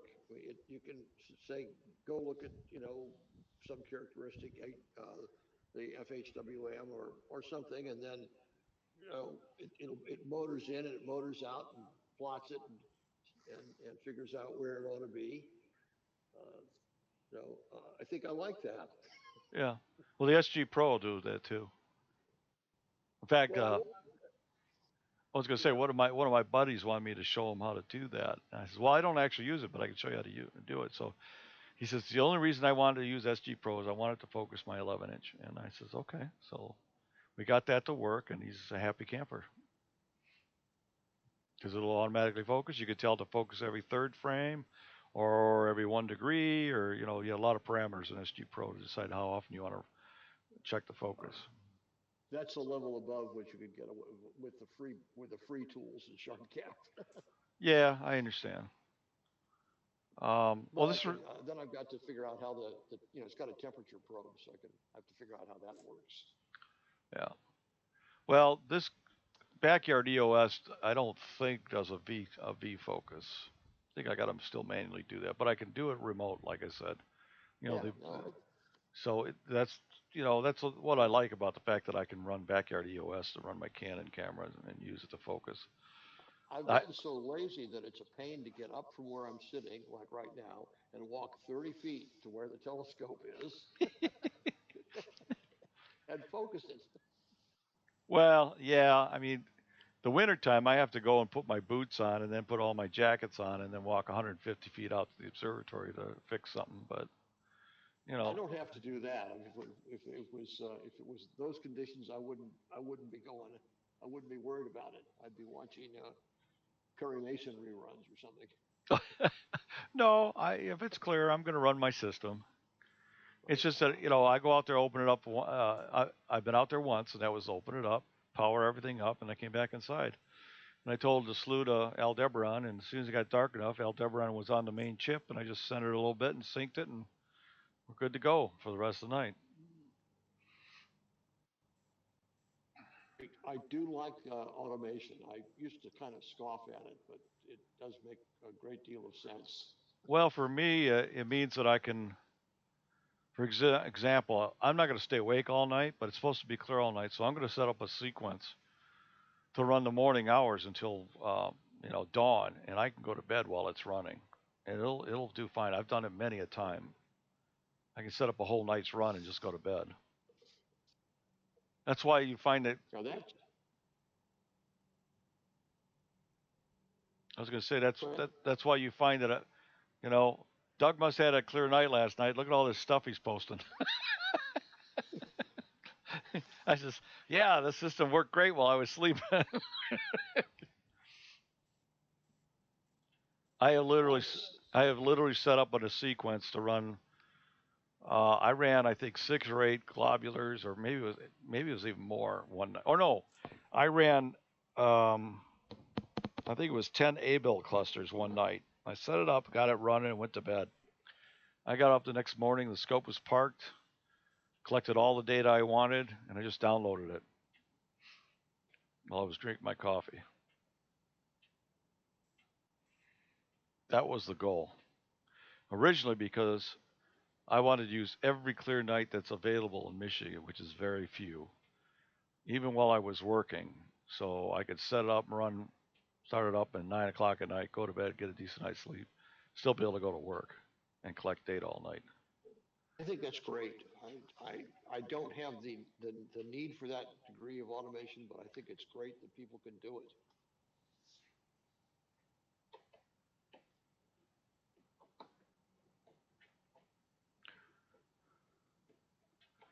When I take it up north, I can start it up. I can pull the 18-inch out and do a couple hours of viewing through the 18, and sack out of my sleeping bag while the automated system's still running,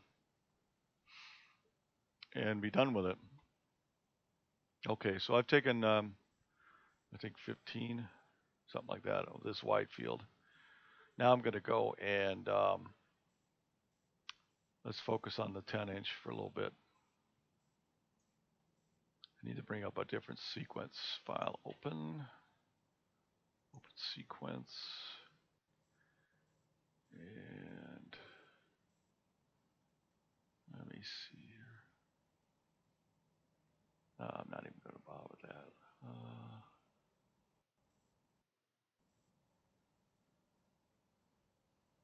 Let me alphabetical here.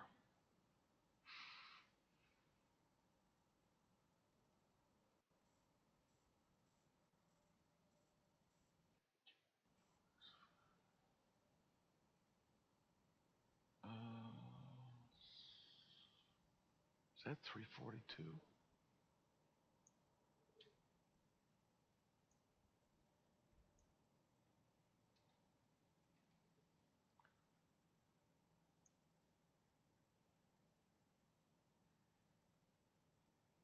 No, it's not 342. It's 434.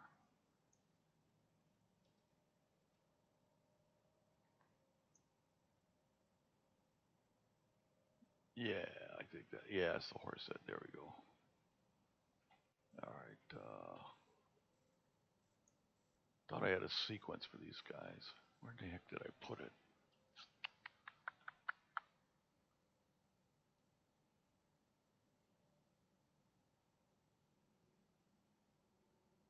Hmm.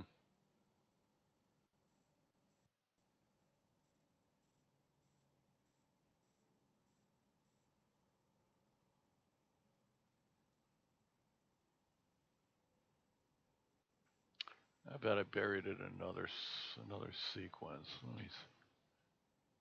Is it this one? No, that one's sitting by itself. I'll open.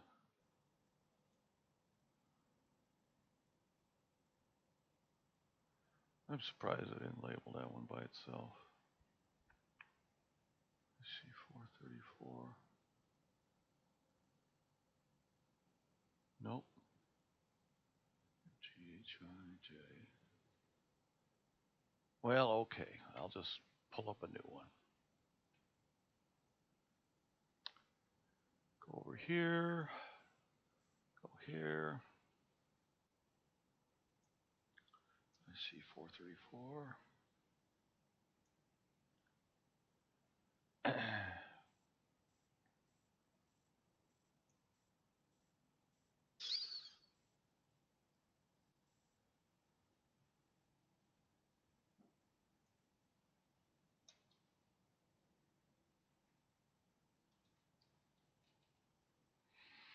Save that away. Toolbox. Observing list. This one here. And copy that. And we're going to make a new one here. Cancel. File. A new sequence of profile. Standard setup. Okay. And import. Import targets.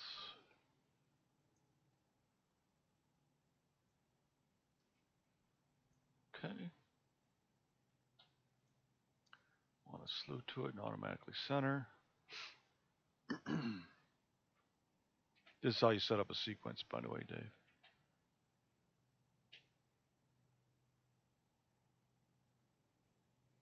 Okay.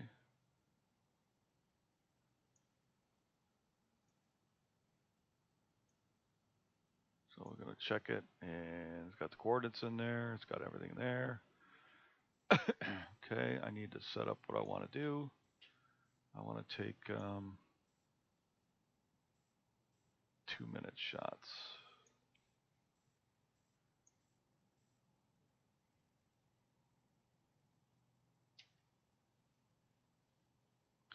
And we'll even stack these so we can look at it as it's coming on. We'll go with 24. No, we're going to go with 36, I think. 31 hours worth. My dark should be good enough for this. I could actually go 5 minutes on this, couldn't I?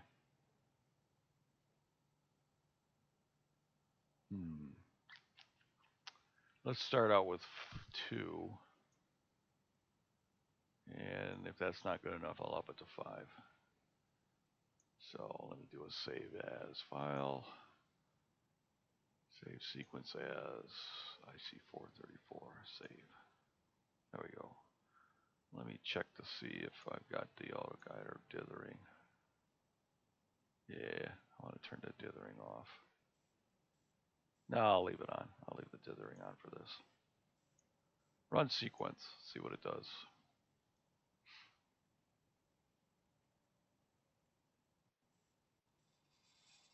It just slewed a little tiny bit. And it's going to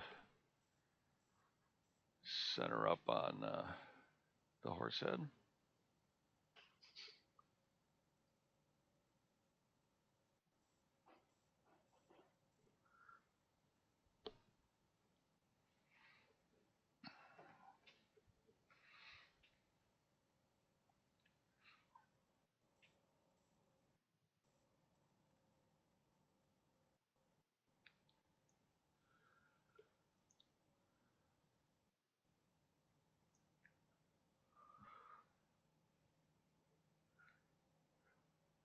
Oh, I should be checking my galaxies in the northeast.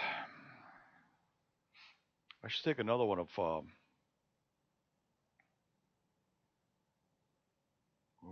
fireworks galaxy, see if any new supernovas have popped up.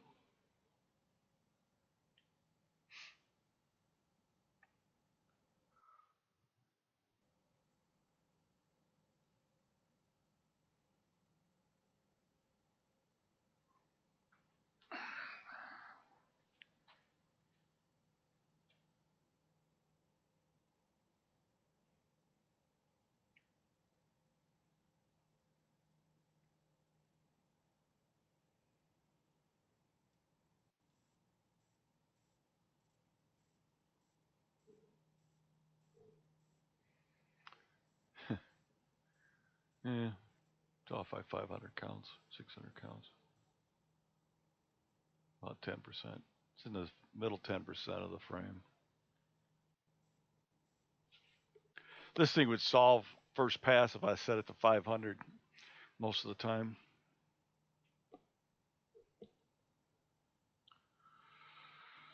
Anybody up on NSN? I don't know. I'm gonna go take a peek. I'll just go take a peek. I don't know if there's somebody named at the eyepiece is on. Whoever that is, I don't know. Not gonna bother. Remember the name, but I don't know who it is. All right, it's gonna wait for the auto guider. It's gonna pick an auto guiding star. He's doing the horse head. Is he? Yeah. Oh, must be wider field than mine. A field. Has he got a wider field? Must have been zoomed. It's back. No, it's not. It's not a wide field. Okay. Looks like my auto guider's kicked in and my first exposure started. So I need to check to see. Go ahead. Oh no, go ahead. I have to check to see what my exposures were on this in the past. Oh, I need to pull up my data sheet. Have you ever seen my data sheet?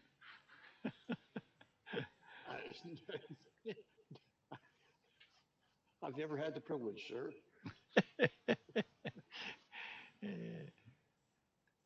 Let me see here. Where is it? And I feel unworthy.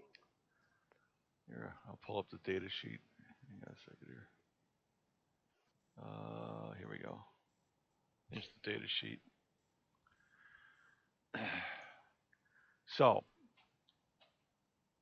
this is how I keep track of what I've done.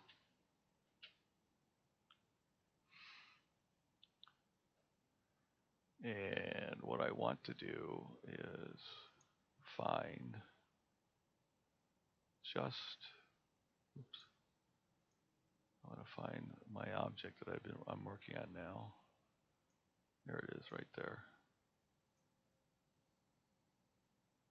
And the last time we took shots of this was December of a year ago. And they were all 5-minute shots. So that tells me I want to go longer.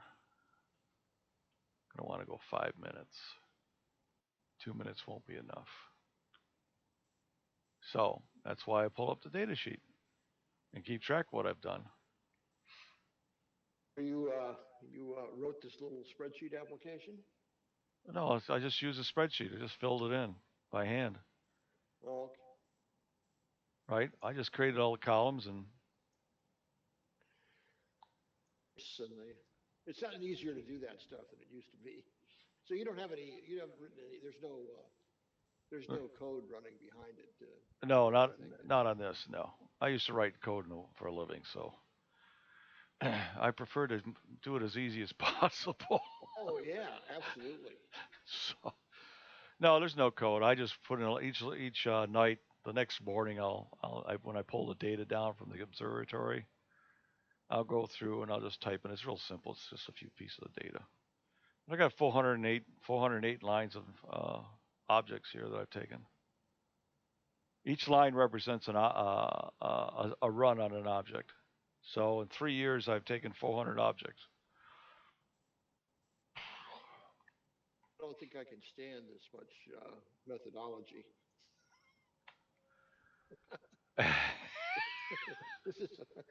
Okay, I understand.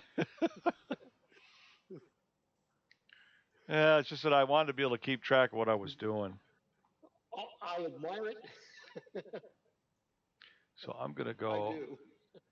I do. I'm gonna drop this to 2 of these, and then I'm gonna do.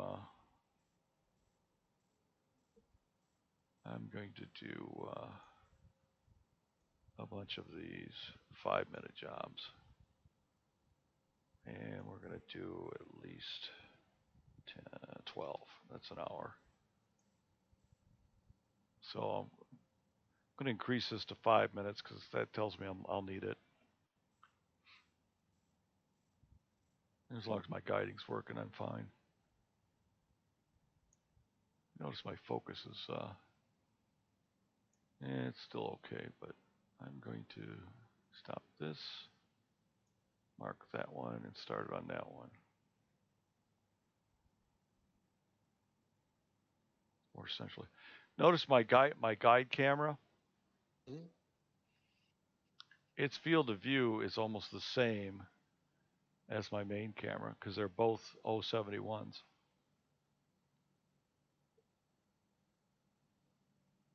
I'm using a 071 one-shot color as my guide camera. Some would say that's overkill. Well, when you consider that I'm running on axis guiding, and I want the guide camera to always be able to see a star, I wanted the field of view to be the same as my main camera. Okay. So it will always, if there's a star in my main camera, it will be a star in my guide camera because they're both looking through the 10-inch. I was running with the Lodestar 2 for a while, and I bought the 071 Pro back in August, and took the old 071 and put it on my guide port. And yeah, it might be overkill, but I can always use the second 071 on my refractor that I get someday. So there is method to my madness. Because I can put the Lodestar back on this guiding port if I want to. So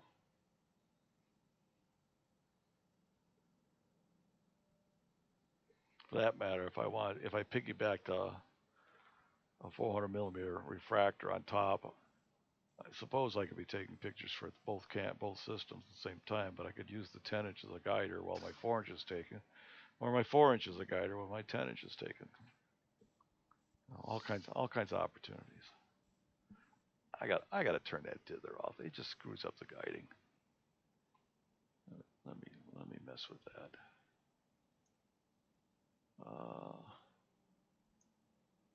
By the way, let me see if I'm seeing anything here. Taken 2 frames already. I don't see anything in there. Need to stretch the hell out of it here. There it is. Oh, just barely see it.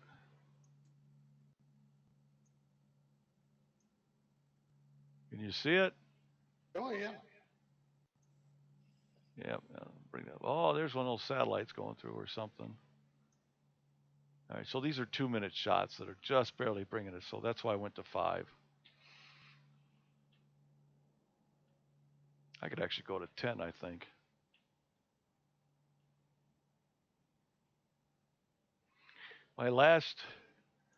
The stuff I did last year, I don't know if I'll be able to improve on it at all. Let me see here. Horse. Let's see. This is what I got from last year's 1 hour. 1 hour. These are all 1 hour. Different processing on some of these. No, that's not that. Let me look up horse. IC 434. Yeah. There we go. This is what I want.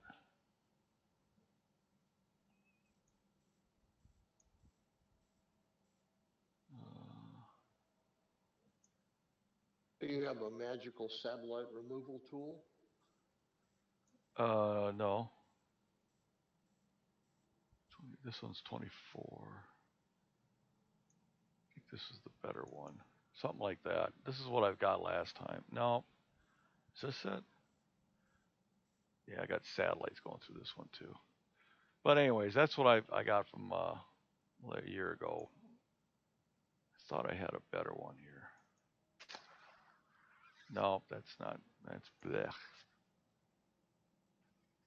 See here. Maybe it's this one here. I think this is the cleanest one I had. But I know I can improve on it because it's got, didn't have flats a year ago. So I've got flats now that I'm using, so I want to take some more.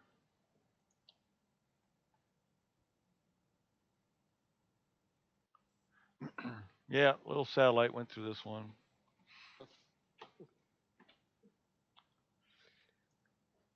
But there's some nice detail in there. Yeah, we'll see. Uh, Got some we're nebulosity in just it. all going to have to get used to streaks through anything taken in that area. Well, let me bring up Astro Toaster and we'll have some fun here. Okay. Bring up Astro Toaster. We can look at a color version of it. Okay, so that's the first 5-minute one. Come on. Yeah. Man, I could go 10 minutes on this. The thing is, the histograms shift to the right. That black area on the left-hand side there is all, those peaks are all sky glow. No, I don't want to continue last session. Where'd you go? All right. Gonna let these frames keep going here.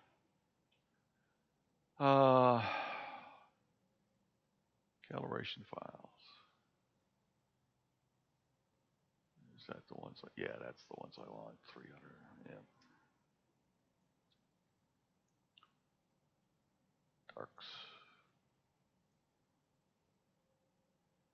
Calibration files.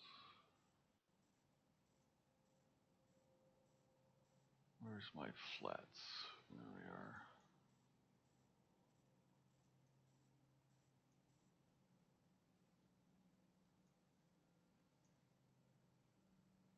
See, I haven't changed the setup since I took my flats 2 months ago.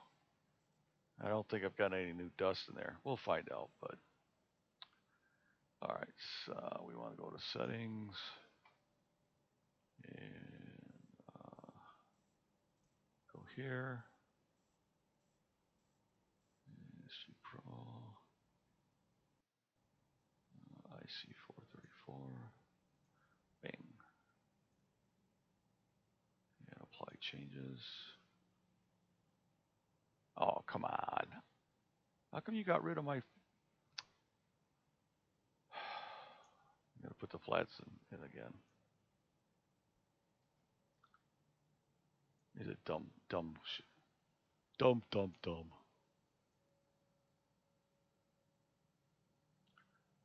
And put my darks in again.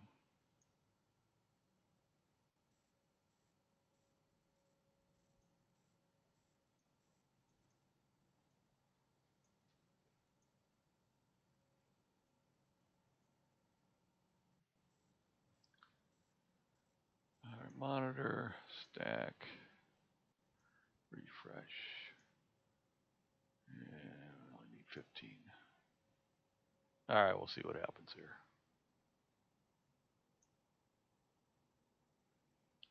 But they're all fits files are coming down. The 5-minute one's a little easier to see the horse head. Let me actually change that to 10.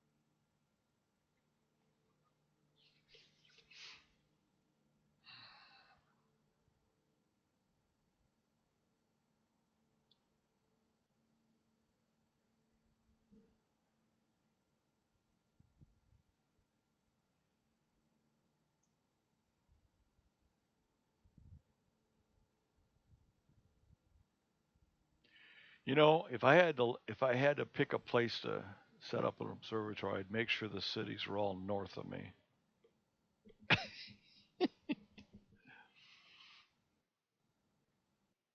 instead of south of me.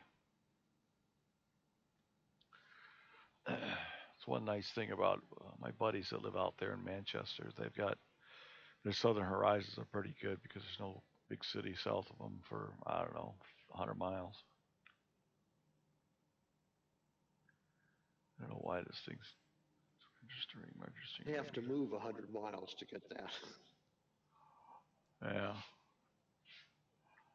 My property up north is dark to the south. Got a little bit of glow in the east from Cadillac, but those are like Bortle 2, 2.5. They're 21.5 on the SQM meter. I think I'm probably 19 something here.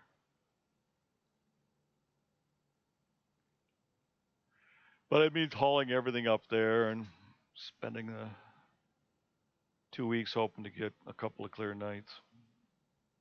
I'd rather get an RV and go out into New Mexico and get 2 weeks of clear nights. Still your plan? Yeah. I was tempted to go get a trailer today, pack up and head out. But by the time I got down there, it would be first quarter moon anyways.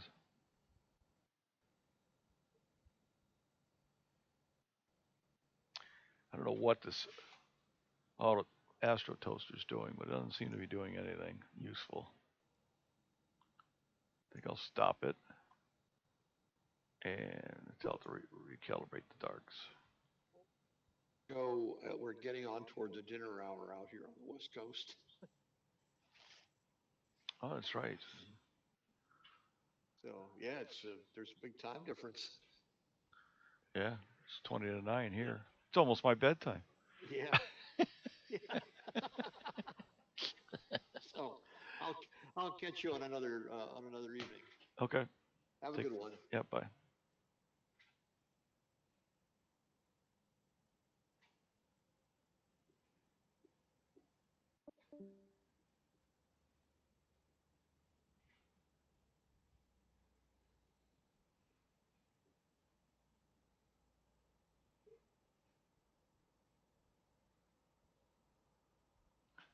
This might be dust donuts right there. I might have to do some new flats tomorrow morning. Huh.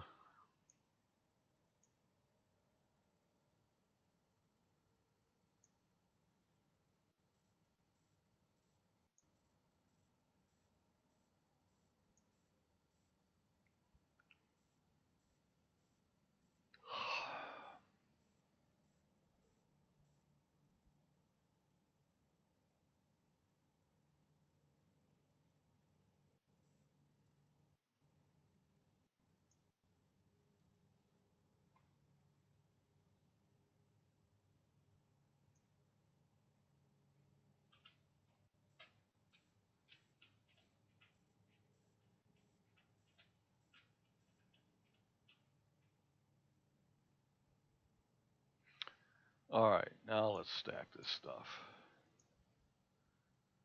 All right, let's see what happens here.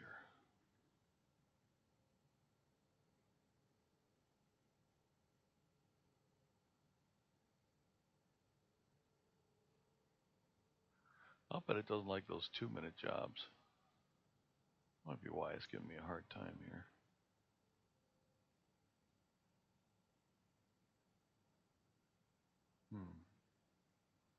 I do not know.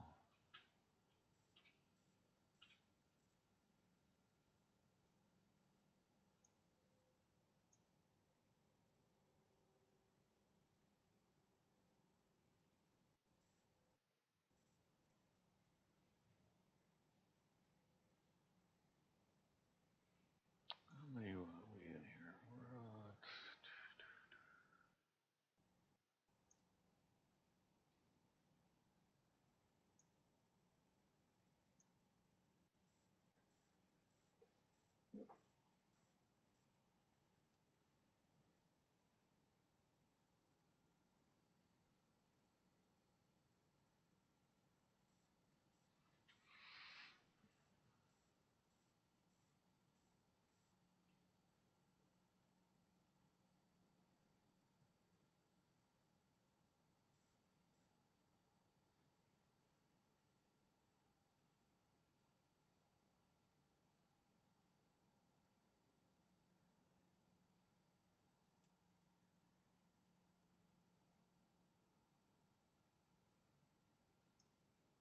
This thing is not working.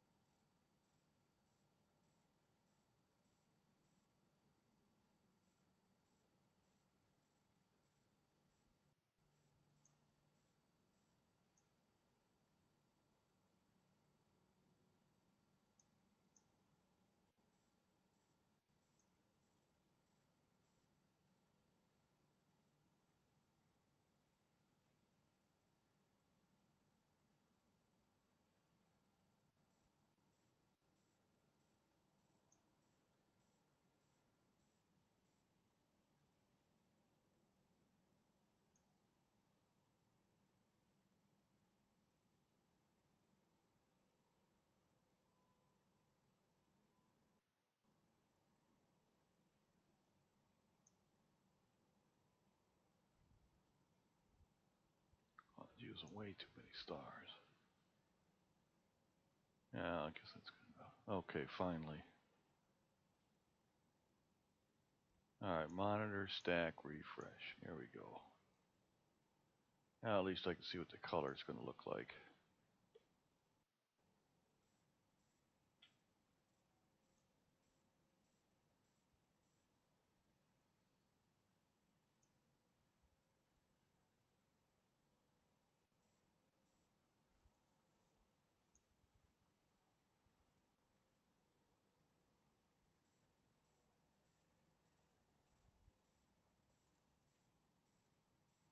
Well, that's the other thing. I'm taking this. This is the first time I use this new camera on this object. So there we go. That's what I'm looking for.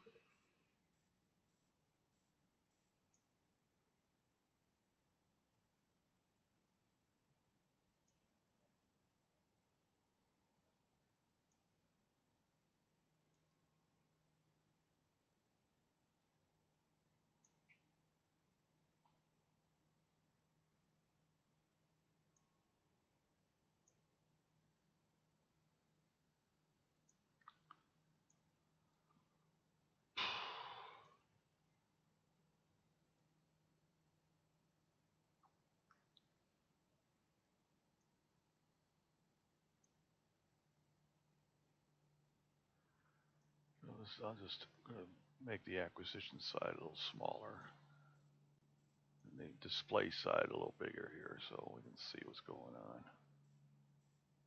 There we go.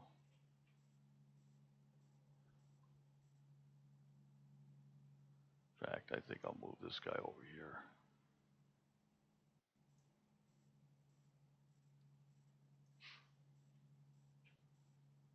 What I should do is put this on the other screen. That's what I should do.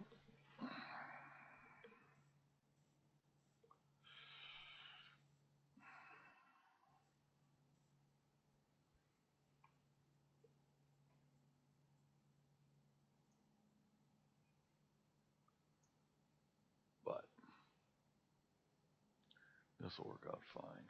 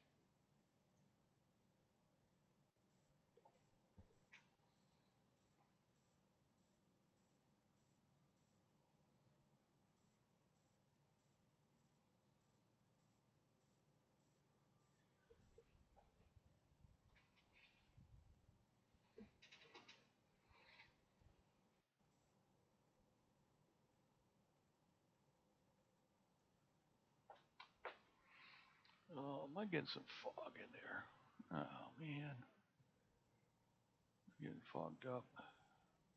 I hope not. I can't tell. Mm.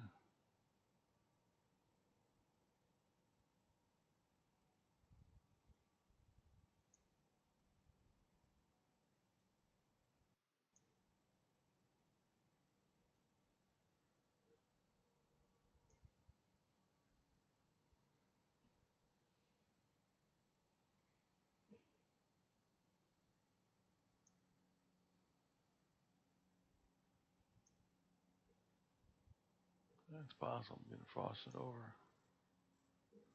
I don't know.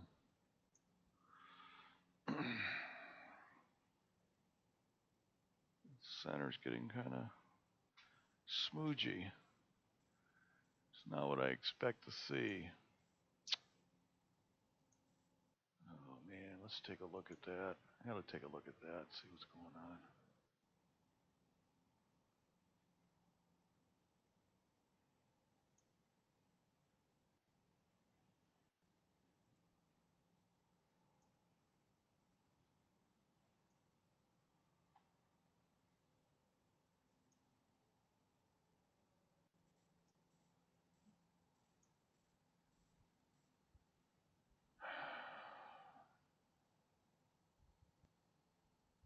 Hmm. It's not what I expect to see.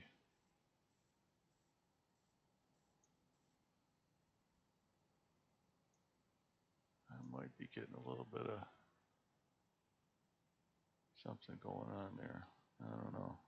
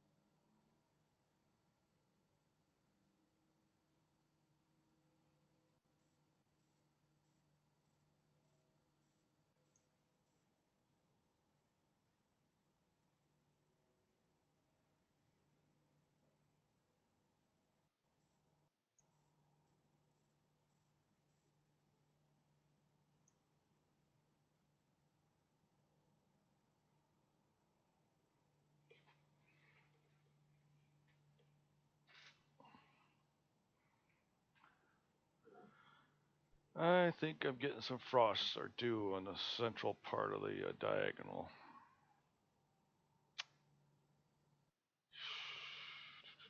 I'm going to warm the camera up just a little bit, see if that helps.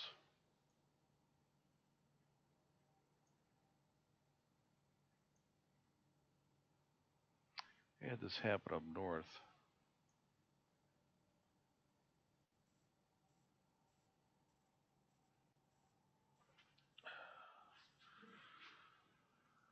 Oh gosh.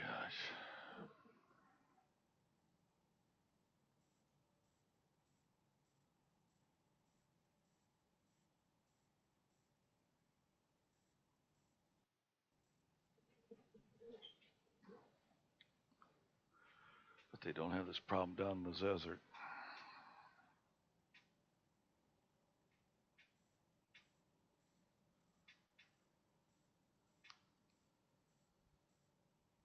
Yeah, nobody else is watching. I guess I'll shut off my broadcast.